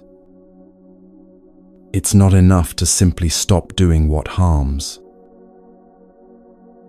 You can spend your whole life focused on not lying, not stealing, not causing harm, and while that's valuable, it's only half the path. It's like pulling weeds from a garden but never planting anything. You end up with empty soil, barren ground, space that invites new weeds to grow. The Buddha taught that after you release harmful patterns, you need to actively cultivate wholesome ones. Not just removing what hurts, but planting what heals. In the Anguttara Nikaya, the Buddha explains this clearly. He says that ethical conduct has 2 aspects: restraint from harmful actions and active cultivation of beneficial ones. Both are necessary. You can't have a thriving garden with just one. Think about it this way. If you've been habitually harsh with yourself, you can work on stopping that harshness, noticing when you're about to say something cruel to yourself, and choosing silence instead. That's good. That's important. But if you only stop the harshness without replacing it with anything, you're left with a kind of neutral void. What transforms you is actively cultivating kindness toward yourself, speaking to yourself the way you'd speak to someone you dearly love, offering yourself encouragement and tenderness, treating your struggles with compassion. The positive practice doesn't just fill the space left by what you've removed. It actually makes it easier to maintain the restraint. When you're actively nourishing yourself with kindness, harsh self-talk naturally has less appeal. When you're actively generous, hoarding loses its grip. When you're actively protecting life, causing harm feels more and more foreign to who you're becoming. This is why the Buddha didn't just teach 5 precepts about what not to do. He also taught their positive counterparts, active commitments to what you will do, what you will cultivate, what you will become. Let's look at each one, not as rules to follow, but as invitations to a life that feeds you rather than depletes you. Where the first precept says, not killing, not harming life, the positive practice is actively protecting and nurturing life. This goes beyond simply not killing the spider in your bathroom. It's about becoming someone who notices life, who values it, who looks for ways to support and protect it. You might notice opportunities for this throughout your day. When you see a plant wilting, you water it. When you notice an insect struggling in water, you help it out. When you encounter a creature in distress, you pause and consider what might help. But it also extends to how you treat yourself. Your own life force, your own vitality, this too deserves protection and care. In the Karaniya Metta Sutta, the Buddha's discourse on loving kindness, he teaches, just as a mother would protect her only child with her life, even so let one cultivate a boundless love toward all beings. Notice he doesn't say all beings except yourself. You are included in that circle of care. This means noticing when you're depleted and choosing rest. Noticing when you're hungry and feeding yourself with care, not just convenience. Noticing when your body needs movement and offering it gentle activity. Noticing when your mind needs quiet and creating space for stillness. It means treating your health as sacred, not in some lofty spiritual sense, but in the practical sense that this body is the vehicle for your practice, your growth, your capacity to be of service.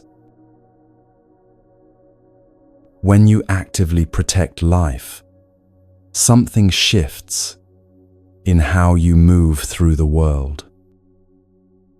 You become more careful, more attentive, more gentle.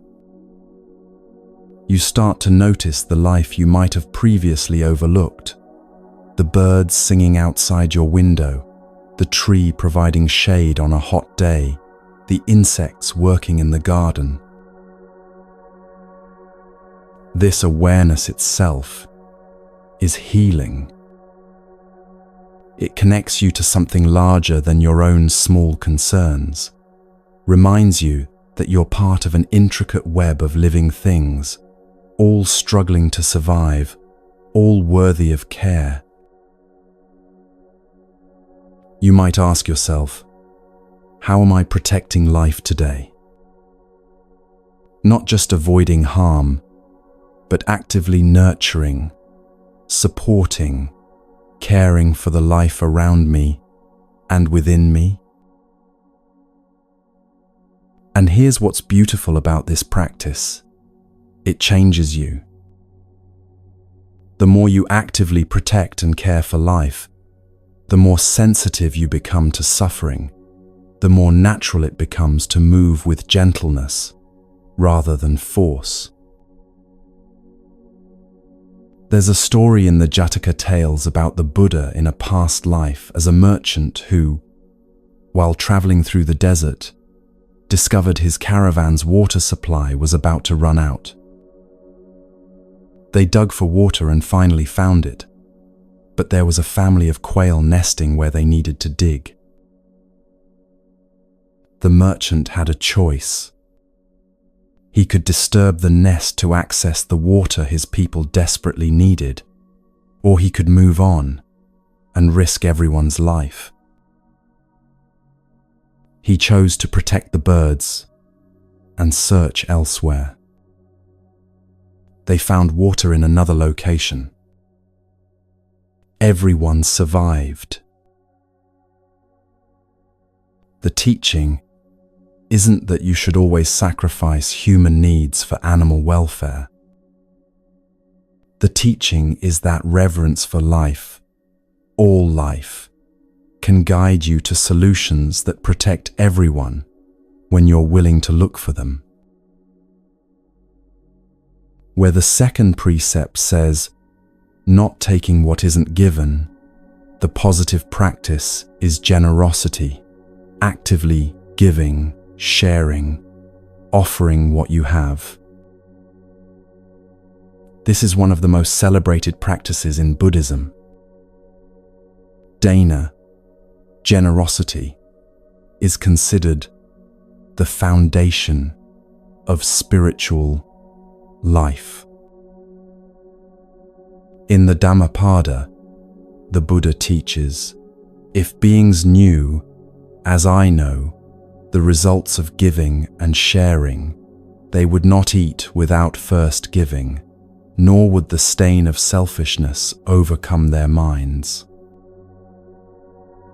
Even if it were their last bite, their last mouthful, they would not eat without sharing, if there was someone to receive their gift. Now, this doesn't mean you should give away your last bite of food and go hungry. Remember the middle way. The Buddha himself accepted the bowl of rice milk when he needed nourishment.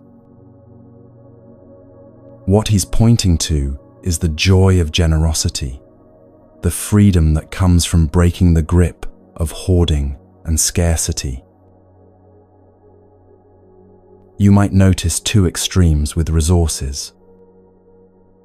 Some people hoard, holding on to far more than they need, driven by fear of not having enough, unable to let anything go, even when others are in genuine need.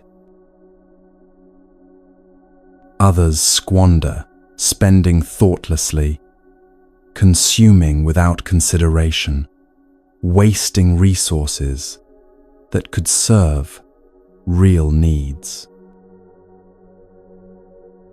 The middle way between these is wise generosity, giving freely while also stewarding resources responsibly. In the Sigalovada Sutta, the Buddha gives practical advice about managing wealth. He suggests dividing resources into 4 parts: 1 part for immediate needs, 2 parts invested for the future, and 1 part given away in generosity.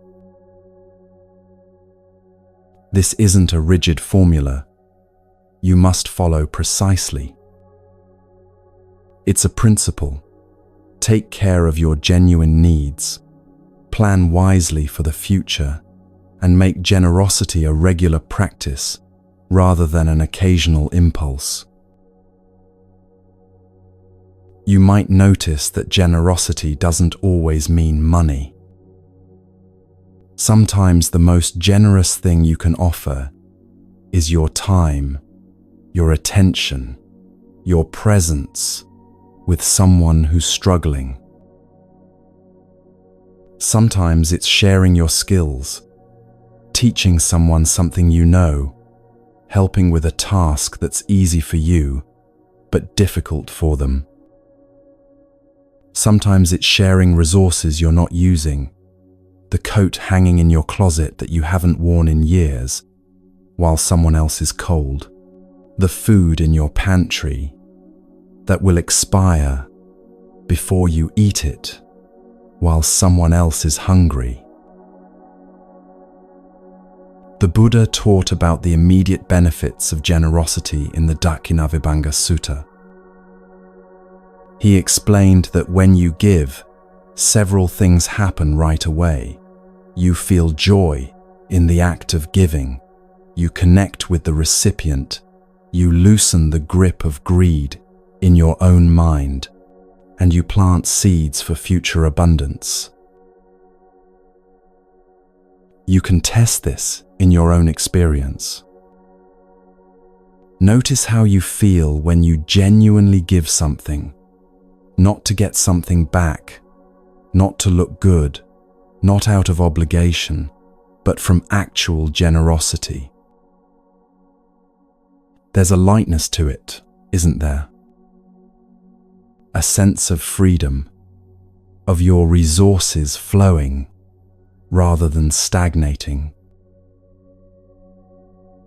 And notice how different that feels from hoarding, the tightness, the fear, the contracted energy of holding on. The practice of generosity isn't about depleting yourself or giving to the point where you have nothing left. It's about finding the joy of sharing, of circulation, of abundance that comes from letting things flow rather than trying to hold on to everything. There's a deeper teaching here about the nature of wealth itself. In the Pabbajja Sutta, the Buddha speaks about true wealth versus material wealth. He says that the person who is content, who has few wants, who lives simply, this person is truly wealthy, even if they own very little. Meanwhile, the person who constantly wants more, who's never satisfied, no matter how much they accumulate, this person lives in poverty, even surrounded by abundance. Generosity is the practice that transforms your relationship with having and not having. When you give freely, you prove to yourself that you have enough to share. You break the spell of scarcity that says you must hold on to everything or you'll be left with nothing. And here's something remarkable. The more you practice generosity, the more you notice opportunities to give. It's as if the world opens up, showing you countless ways to share what you have, to contribute to others' well-being, to participate in the circulation of care that holds communities together. You might ask yourself, what can I give today? Not out of obligation or guilt, but from genuine generosity. What do I have in excess that could serve someone else's genuine need? Where the third precept says, not causing harm through sexual misconduct, the positive practice is cultivating healthy, honest, caring relationships. This extends far beyond just sexual or romantic relationships. It's about how you relate to all people, with integrity, respect, genuine care for their well-being. The Buddha taught extensively about kalyana mittata, spiritual friendship, wholesome companionship. In the Upada Sutta, his attendant Ananda says to him, "Venerable Sir, this is half of the spiritual life. Good friendship, good companionship, good association." The Buddha corrects him, "Not so, Ananda. This is the entire spiritual life. Good friendship, good companionship, good association." Think about that. The entire spiritual life depends on the quality of your relationships. This doesn't mean you need dozens of spiritual friends or that you're doing something wrong if you feel isolated. It means that the relationships you do have, including your relationship with yourself, profoundly shape your capacity for growth and freedom. The Buddha describes true friendship in the Sigalovada Sutta. A good friend, he says, helps you when you're in trouble, doesn't abandon you in difficulty, protects you when you're vulnerable, and rejoices in your success rather than envying it. A good friend also prevents you from wrongdoing, encourages you in doing good, tells you what you need to hear, even when it's difficult, and reveals the path to happiness. But here's what's crucial. The teaching isn't about finding these perfect friends who will do all this for you. It's about becoming this kind of friend to others. You might notice a pattern in how you approach relationships. Do you enter them asking, "What can I get from this person?" Or, "What can I offer?"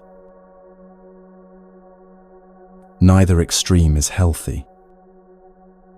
Relationships that are purely transactional, where you're only giving to get, feel hollow and draining.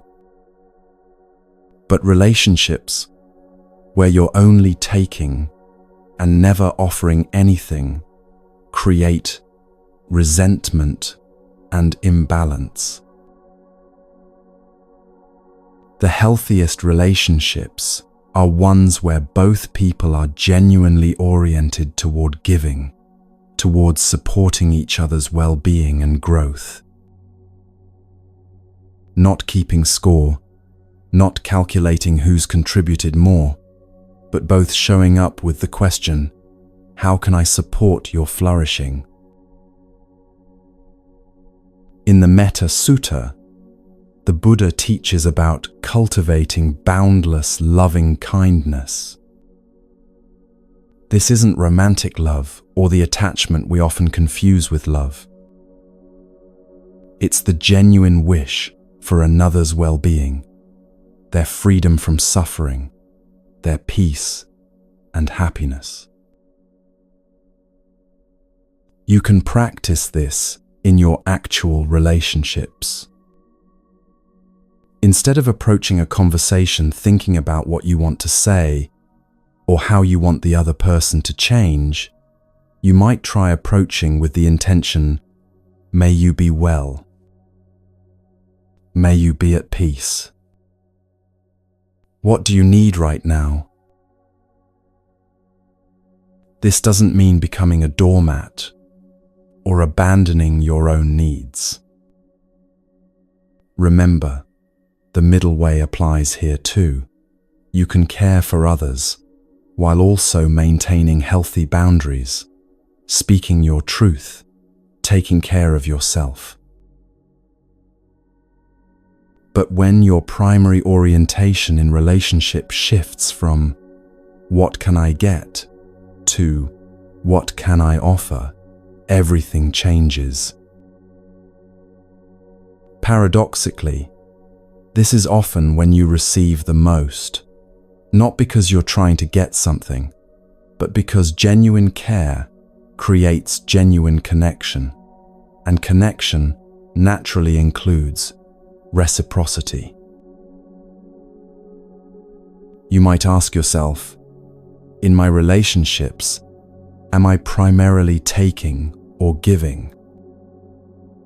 Am I showing up with an open heart, genuinely interested in others' well-being? Am I the kind of friend I wish I had? Where the fourth precept says, "not lying," the positive practice is speaking truthfully, kindly, and helpfully. In the Abhaya Sutta, the Buddha gives detailed teaching about right speech. He says we should speak words that are true, beneficial, and timely, spoken with a mind of loving kindness. This is more than just not lying. It's actively using speech to create understanding, to heal division, to encourage what's good in others, to share wisdom that might help. You might notice how often you speak on autopilot, making small talk, filling silence, saying what you think others want to hear, rather than what's true and helpful. The positive practice of right speech asks you to become more conscious. Before speaking, you might pause and consider, is this true? Is it helpful? Is this the right time to say it? Will it create more understanding or more confusion? The Buddha also taught about 4 kinds of speech to cultivate: speaking truthfully, speaking harmoniously to create unity rather than division, speaking gently rather than harshly, and speaking meaningfully rather than engaging in idle chatter. Harmonious speech doesn't mean pretending there's agreement when there isn't. It means looking for what unites, rather than always emphasizing what divides, seeking common ground, speaking in ways that build bridges rather than walls. Gentle speech doesn't mean being weak or dishonest. You can speak difficult truths gently. You can set firm boundaries kindly. Gentleness is about the energy you bring to speech, care for the other person's dignity, even when you're disagreeing or correcting. Meaningful speech doesn't mean you can never joke or make small talk. It means being conscious of whether your words serve a purpose beyond just filling air, beyond just hearing yourself talk. You might notice how much energy gets wasted in gossip, in complaining, in rehashing the same stories about how you were wronged, in speech that doesn't move anything forward or create any benefit. What if you redirected that energy towards speech that actually helps? Words of encouragement to someone struggling, honest appreciation for what someone contributes, sharing wisdom or insights that might genuinely serve someone's growth. The Buddha taught that right speech is a gift you give to everyone who hears you. When people know they can trust what you say, when they experience your words as helpful rather than harmful, as unifying rather than divisive, as kind rather than cruel, you become someone they can turn to, someone whose presence creates safety. You might ask yourself, am I using speech to help or to harm? Are my words creating more understanding or more confusion? Am I speaking from a place of care or from reactivity? Where the fifth precept says, not consuming intoxicants that cloud the mind, the positive practice is cultivating clarity, awareness, and presence. This is perhaps the most fundamental practice of all. Everything else depends on being awake, being present, being able to see clearly what's actually happening. In the Satipatthana Sutta, the Buddha teaches detailed practices for developing mindfulness, awareness of the body, feelings, mind states, and mental patterns. This isn't abstract meditation divorced from daily life. It's about being fully present for whatever you're doing.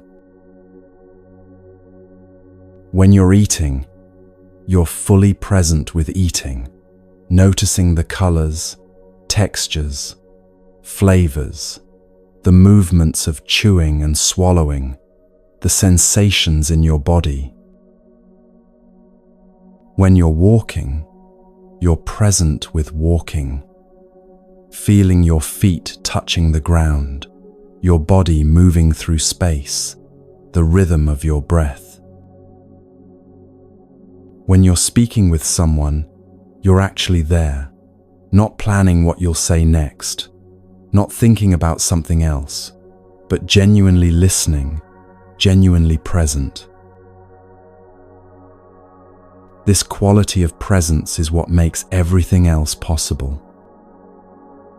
You can't practice kindness if you're not present enough to notice when kindness is needed. You can't practice generosity if you're too distracted to see opportunities to give. You can't practice right speech if you're on autopilot, words tumbling out without awareness. The positive practice here is actively cultivating the conditions for clarity.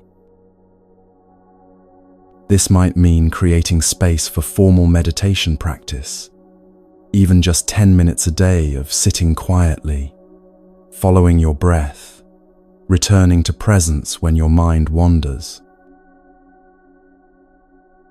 It might mean being more selective about what you consume, choosing media that enhances rather than clouds your awareness, foods that create clarity rather than dullness, activities that energize rather than numb. It might mean simplifying your life so there's room for presence, saying no to some commitments so you're not perpetually overwhelmed, creating margins in your schedule so you're not always rushing from one thing to the next. The Buddha taught in the Dhammapada, heedfulness is the path to the deathless. Heedlessness is the path to death. The heedful never die. The heedless are as if already dead. What he means is that being present for your life, actually awake, actually here, is what it means to be truly alive. And moving through life on autopilot, numbed, distracted, never fully here, that's a kind of death, even while your body still breathes. You might ask yourself, am I awake to my life? Am I present for this moment, or am I somewhere else in my thoughts? What supports my clarity, and what clouds it? Now, let's bring all of this together. The 5 positive practices: protecting life, cultivating generosity, nurturing healthy relationships, speaking truthfully and kindly, and maintaining presence. These aren't separate items on a spiritual to-do list. They're facets of a wholesome life, ways of being that naturally support each other. When you're present and clear, you naturally notice opportunities for kindness and generosity. When you're generous, you naturally become less self-centered and more attuned to others' needs. When you speak truthfully and kindly, you naturally build relationships of trust and care. When you protect life, you naturally develop tenderness and reverence that infuses everything you do. These practices feed each other, creating an upward spiral. The more you cultivate wholesome actions, the more natural they become.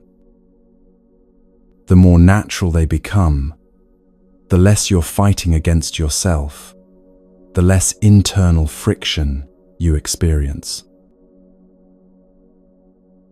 And this is where real transformation happens. Not from forcing yourself to be different, not from harsh self-discipline, but from actively cultivating what naturally draws you toward freedom and away from suffering. The Buddha taught that wholesome actions bring their own reward. When you protect life, you feel more connected to the living world. When you're generous, you experience abundance, even with less. When you nurture relationships from a place of giving, you experience genuine intimacy. When you speak truthfully and kindly, you create trust and safety around you. When you stay present and clear, you actually experience your life instead of sleepwalking through it. These aren't rewards that come later, in some future life or heavenly realm. They're the immediate fruits of how you're choosing to live right now. You might start with just one of these practices. Not trying to become perfect at all, 5 at once, but choosing one to emphasize this week or this month. Maybe you choose generosity. For this week, you look for one opportunity each day to give something: your time, your attention, your resources, your skills. And you notice how it feels, what it does to your relationship with abundance and scarcity, how it affects your sense of connection with others. Or maybe you choose presence. For this week, you commit to really being there for your meals, putting away your phone, turning off distractions, actually tasting your food, noticing your body's responses. And you notice how different it feels to be fully present versus eating on autopilot. Whatever you choose, the practice is the same, actively cultivating what heals, planting flowers in the garden of your life, not just pulling weeds. The Buddha's final teaching, given on his deathbed, was simply, all conditioned things are subject to decay. Strive on with diligence. He wasn't telling you to be anxious or to push yourself harshly. He was reminding you that you have limited time, that this life is precious, that what you cultivate now matters. So what will you cultivate? What will you plant in the garden of your days? Will you actively protect life, including your own? Will you practice generosity that frees you from scarcity? Will you nurture relationships from a place of genuine care? Will you speak words that heal rather than harm? Will you stay awake to your life, present for this irreplaceable moment? These aren't questions to answer once. They're questions to keep asking, practices to keep returning to, seeds to keep planting. The garden of your life is waiting, and every moment is a chance to cultivate what heals.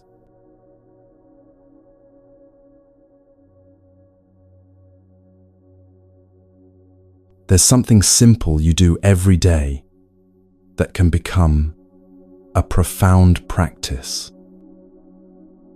Something so ordinary you probably don't think of it as spiritual at all. Eating. The Buddha taught extensively about food, not with rigid rules about what you can and cannot eat, but with wisdom about the relationship between what you consume and the clarity of your mind. In the Pali Canon, there's a reflection the Buddha taught monks to practice before eating. He instructed them to consider, wisely reflecting, I use this food not for fun, not for pleasure, not for fattening, not for beautification, but only for the maintenance and nourishment of this body, for keeping it healthy, for helping with the spiritual life. Now, this doesn't mean you can't enjoy your food.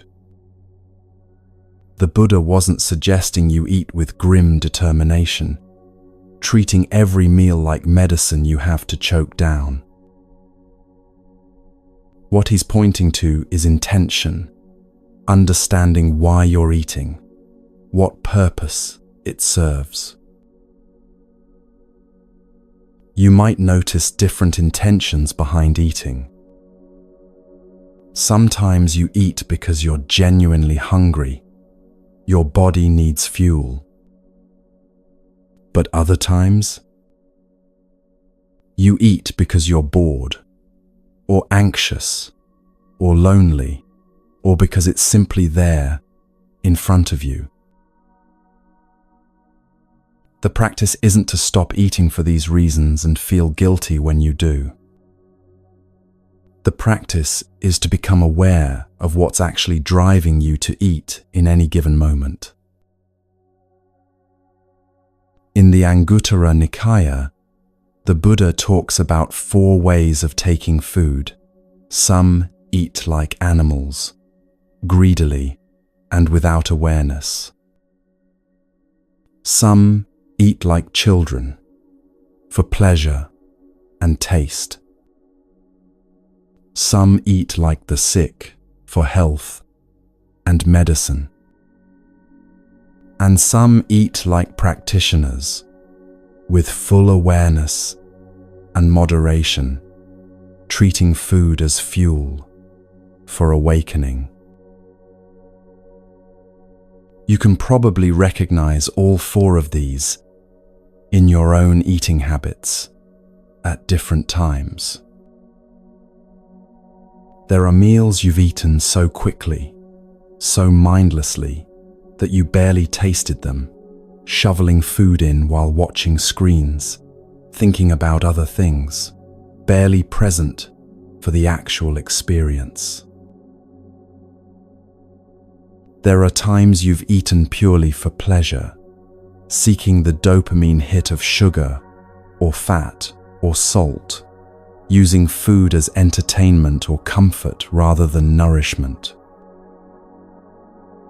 There are times you've eaten carefully for health, choosing foods you know will serve your body well, even if they're not the most pleasurable option.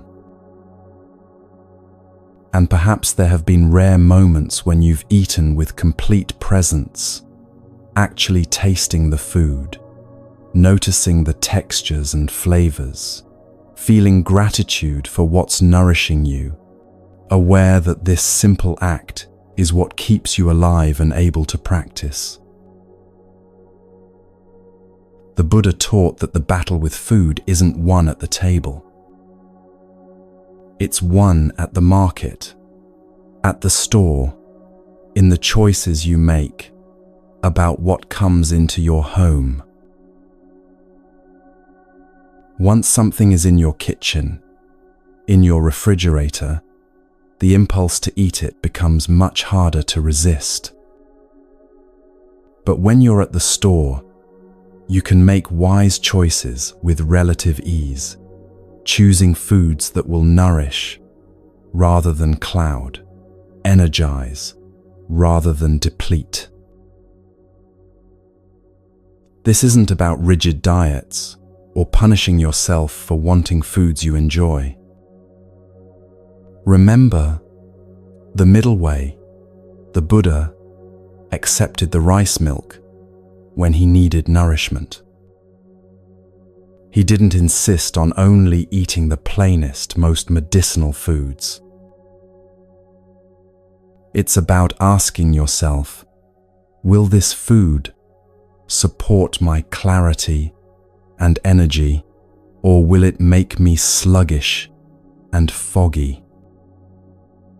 Will eating this serve my practice or undermine it? The reason the Buddha emphasized this is practical, not moralistic.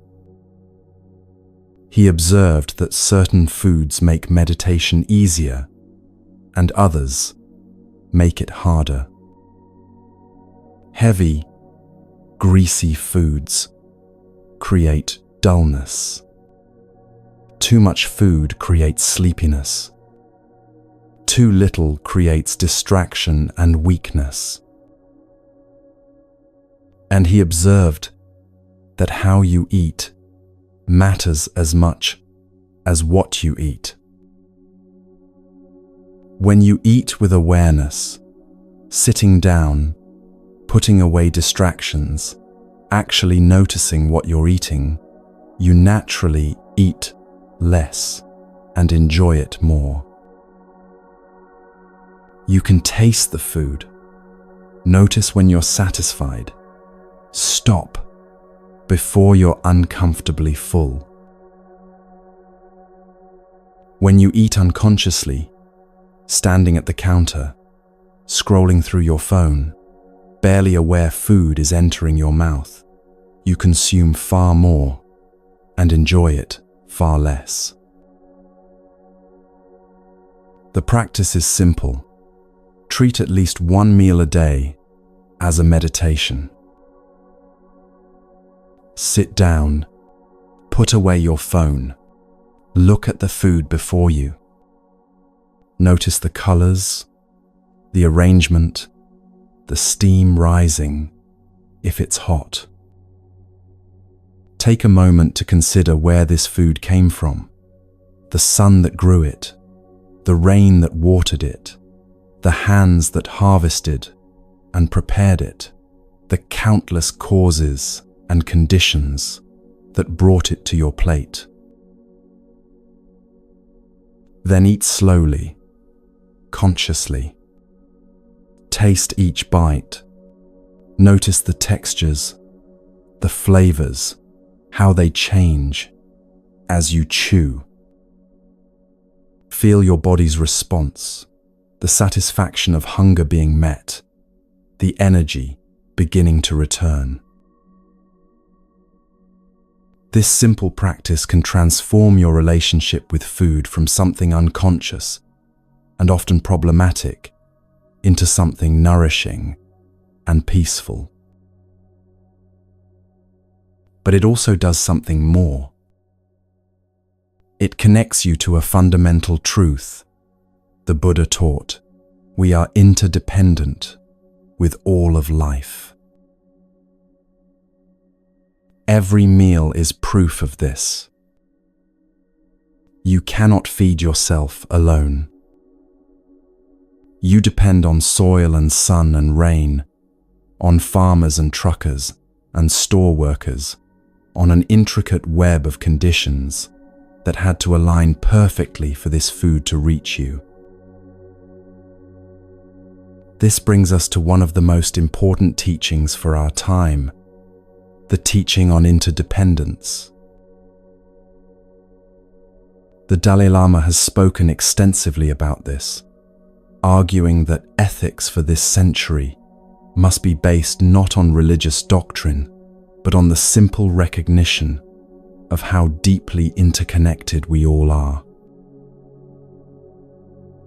In his book, Ethics for a New Millennium, he writes that whether we like it or not, we're all connected. What happens to one person affects everyone else. Your well-being and my well-being are not separate. This isn't mystical philosophy. It's observable reality. The COVID-19 pandemic made this undeniable. When a virus emerged in one city, within months it had spread to every corner of the globe. Borders didn't stop it. Walls didn't stop it. Wealth didn't stop it. We discovered viscerally what the Buddha taught 2,600 years ago. We are not separate, isolated individuals. We are woven together in ways we can't escape, even when we try. Your health depends on your neighbor's health. Your safety depends on your community's safety. Your economy depends on the economies of countries halfway around the world. The Buddha taught this in the Indra's net metaphor, a vast net stretching infinitely in all directions, with a jewel at each intersection that reflects every other jewel. Change one jewel and all the reflections change. Everything affects everything else. Once you really see this interdependence, ethics becomes obvious. It's not about being good to earn rewards or avoid punishment. It's about recognizing that harming others harms you, that helping others helps you, that there's no such thing as benefiting yourself at the expense of others, because we're not actually separate. In the Sigalovada Sutta, the Buddha gives practical advice about how to live in recognition of interdependence. He talks about how to relate to parents, to teachers, to friends, to workers, to spiritual guides, each relationship having duties and responsibilities that flow both ways. He's describing a web of mutual care and support, where everyone's flourishing depends on everyone else's flourishing. This is radically different from the competitive, zero-sum thinking that dominates so much of modern life. The idea that for me to win, you have to lose, that resources are scarce, and we're all fighting for our share. The Buddha's teaching is that when we're truly interdependent, the best solutions are ones where everyone benefits. Not win-lose, but win-win. This applies at every level. In your personal relationships, are you looking for solutions where both people's needs are met? Or are you approaching conflicts as battles to be won? In your work, are you contributing to systems that create well-being for everyone involved? Or are you participating in exploitation, in structures where some people benefit at others' expense? In your consumption, are you aware of how your choices affect people and ecosystems far away? Or are you living as if your actions have no impact beyond your immediate experience? The teaching on interdependence isn't meant to make you feel guilty or overwhelmed. It's meant to help you see clearly so you can make wise choices. When you see that your neighbor's well-being is your well-being, you naturally become interested in your neighbor's welfare, not from some abstract moral obligation, but from clear-eyed recognition of how things actually work. The Buddha taught in the Karaniya Metta Sutta to extend loving kindness to all beings, not because it's a nice thing to do, but because recognizing our fundamental connectedness is the path to freedom from suffering. When you understand that you're not a separate, isolated self, but a node in an infinite web of relationships, everything changes. Compassion becomes natural rather than forced. Generosity becomes obvious rather than sacrificial. Ethical conduct becomes wisdom rather than restriction. So what does all of this mean for you, right now, today? It means the path doesn't start someday when you're more prepared, more knowledgeable, more spiritual. It starts now. This moment. You don't need permission to begin practicing. You don't need to complete some training or achieve some level of understanding first. You can start exactly where you are, with exactly what you have. In the Dhammapada, the Buddha teaches, do not neglect your own welfare for the sake of another, however great. Clearly understand your own welfare and be intent upon the highest good. This isn't selfishness. It's recognizing that you can't give what you don't have. You can't offer peace to others if you're in turmoil.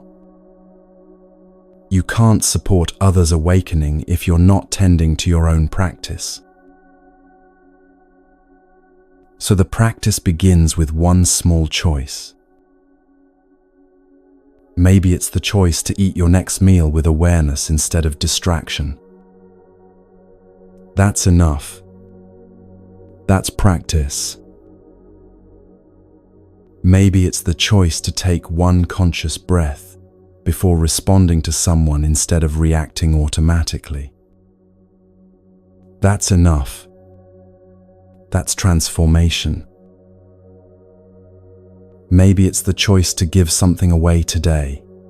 Your time, your attention, a resource you don't need, not to get anything back, but simply to practice generosity. That's enough. That's the path. The Buddha taught that the journey of 1,000 miles begins with a single step. But he also taught something more important. That single step is the entire journey. Each moment of awareness is complete in itself. Each choice toward kindness is the whole path, not just a step on the path. You don't need to wait until you're perfect to start practicing. You practice and gradually, naturally, perfection takes care of itself, or you discover that perfection was never the point, that the practice itself is what matters. There's tremendous freedom in understanding this. You don't have to fix yourself before you begin. You don't have to become someone else. You just have to show up for this moment with as much awareness as you can muster. Make the wisest choice available to you right now, and then show up for the next moment and do it again. In the Satipatthana Sutta, the Buddha describes this as the direct path, not a complicated, convoluted journey requiring years of preparation, but a straightforward practice of presence that can begin right now. One breath at a time, one choice at a time, one moment at a time. You might notice that you want to make dramatic changes, to overhaul your entire life at once. That's the mind looking for the quick fix, the magic solution, the transformation that requires no patience or persistence. But the Buddha's path is gentler and more sustainable than that. It's about small changes, repeated consistently, that gradually reshape who you are and how you move through the world. It's about practicing mindfulness with your morning coffee, really tasting it instead of gulping it down while doing 3 other things. It's about choosing to speak kindly instead of harshly, just this once in this conversation. It's about noticing the impulse to scroll mindlessly through your phone and choosing presence instead. These aren't grand gestures. They're not impressive to anyone watching, but they're everything. Because today's choices become tomorrow's habits. Tomorrow's habits become next year's character. Next year's character becomes the trajectory of your entire life. The Buddha's final words spoken on his deathbed were, "All conditioned things are subject to decay. Strive on with diligence." He wasn't telling you to be anxious or frantic. He was reminding you that you have this one precious life, that time passes whether you're awake to it or not, that what you do with these moments matters. So don't wait. Don't postpone your peace until conditions are perfect. Don't delay your practice until you feel more prepared. Start now, right here, with this breath, with this choice, with this moment of awareness that's available to you, even as you're reading these words. The path is not somewhere else. The practice is not some future achievement. It's here, now, in how you meet this very moment. Will you meet it with awareness or autopilot? With kindness or harshness? With presence or distraction? That's all the Buddha is asking. Not perfection, not sainthood, not some impossible standard. Just this moment, met with as much clarity and care as you can offer. And then the next moment, and the next. This is how awakening happens. Not in some dramatic flash of enlightenment, but in these simple, repeated choices to stay present, to choose wisely, to move toward less harm and more care. The garden of your life is growing right now, in this moment. What you're planting today is what you'll harvest tomorrow. So plant with care. Plant with awareness. Plant seeds of peace, of kindness, of clarity, of freedom. And trust that in time, with patience and persistence, those seeds will grow into something beautiful, a life lived with wisdom, with compassion, with the deep peace that comes from moving with reality instead of against it. The practice begins now, and now is always available to you.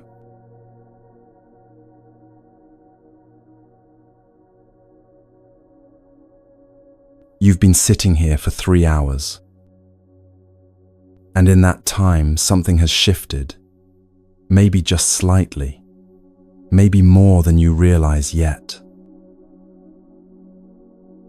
We've walked through the garden of karma, seeing how every seed you plant grows into your lived experience. We've explored the middle way, that wise path between pushing too hard and not trying enough. We've looked at what hurts and how to gently release it, and what heals and how to actively cultivate it. All of it pointing to one simple truth: you have the capacity to change your life, one conscious choice at a time. The Buddha didn't teach complicated philosophy requiring years of study before you can begin. He taught a direct path, awareness, ethics, balance, available to you right now, in this very moment. So what calls to you from everything you've heard? Maybe it's the invitation to eat one meal with full presence. Maybe it's choosing one precept to work with this week. Maybe it's simply taking a conscious breath before reacting. Start there. Start small. Start today. You have everything you need already. This breath, this awareness, this moment. May whatever good came from this time together spread outward like ripples on water.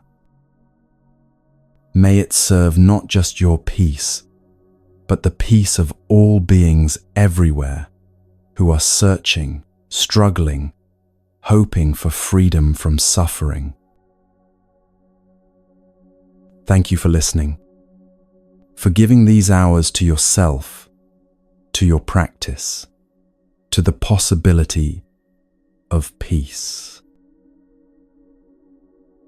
Rest well, dear friend, and know you can return here whenever you need.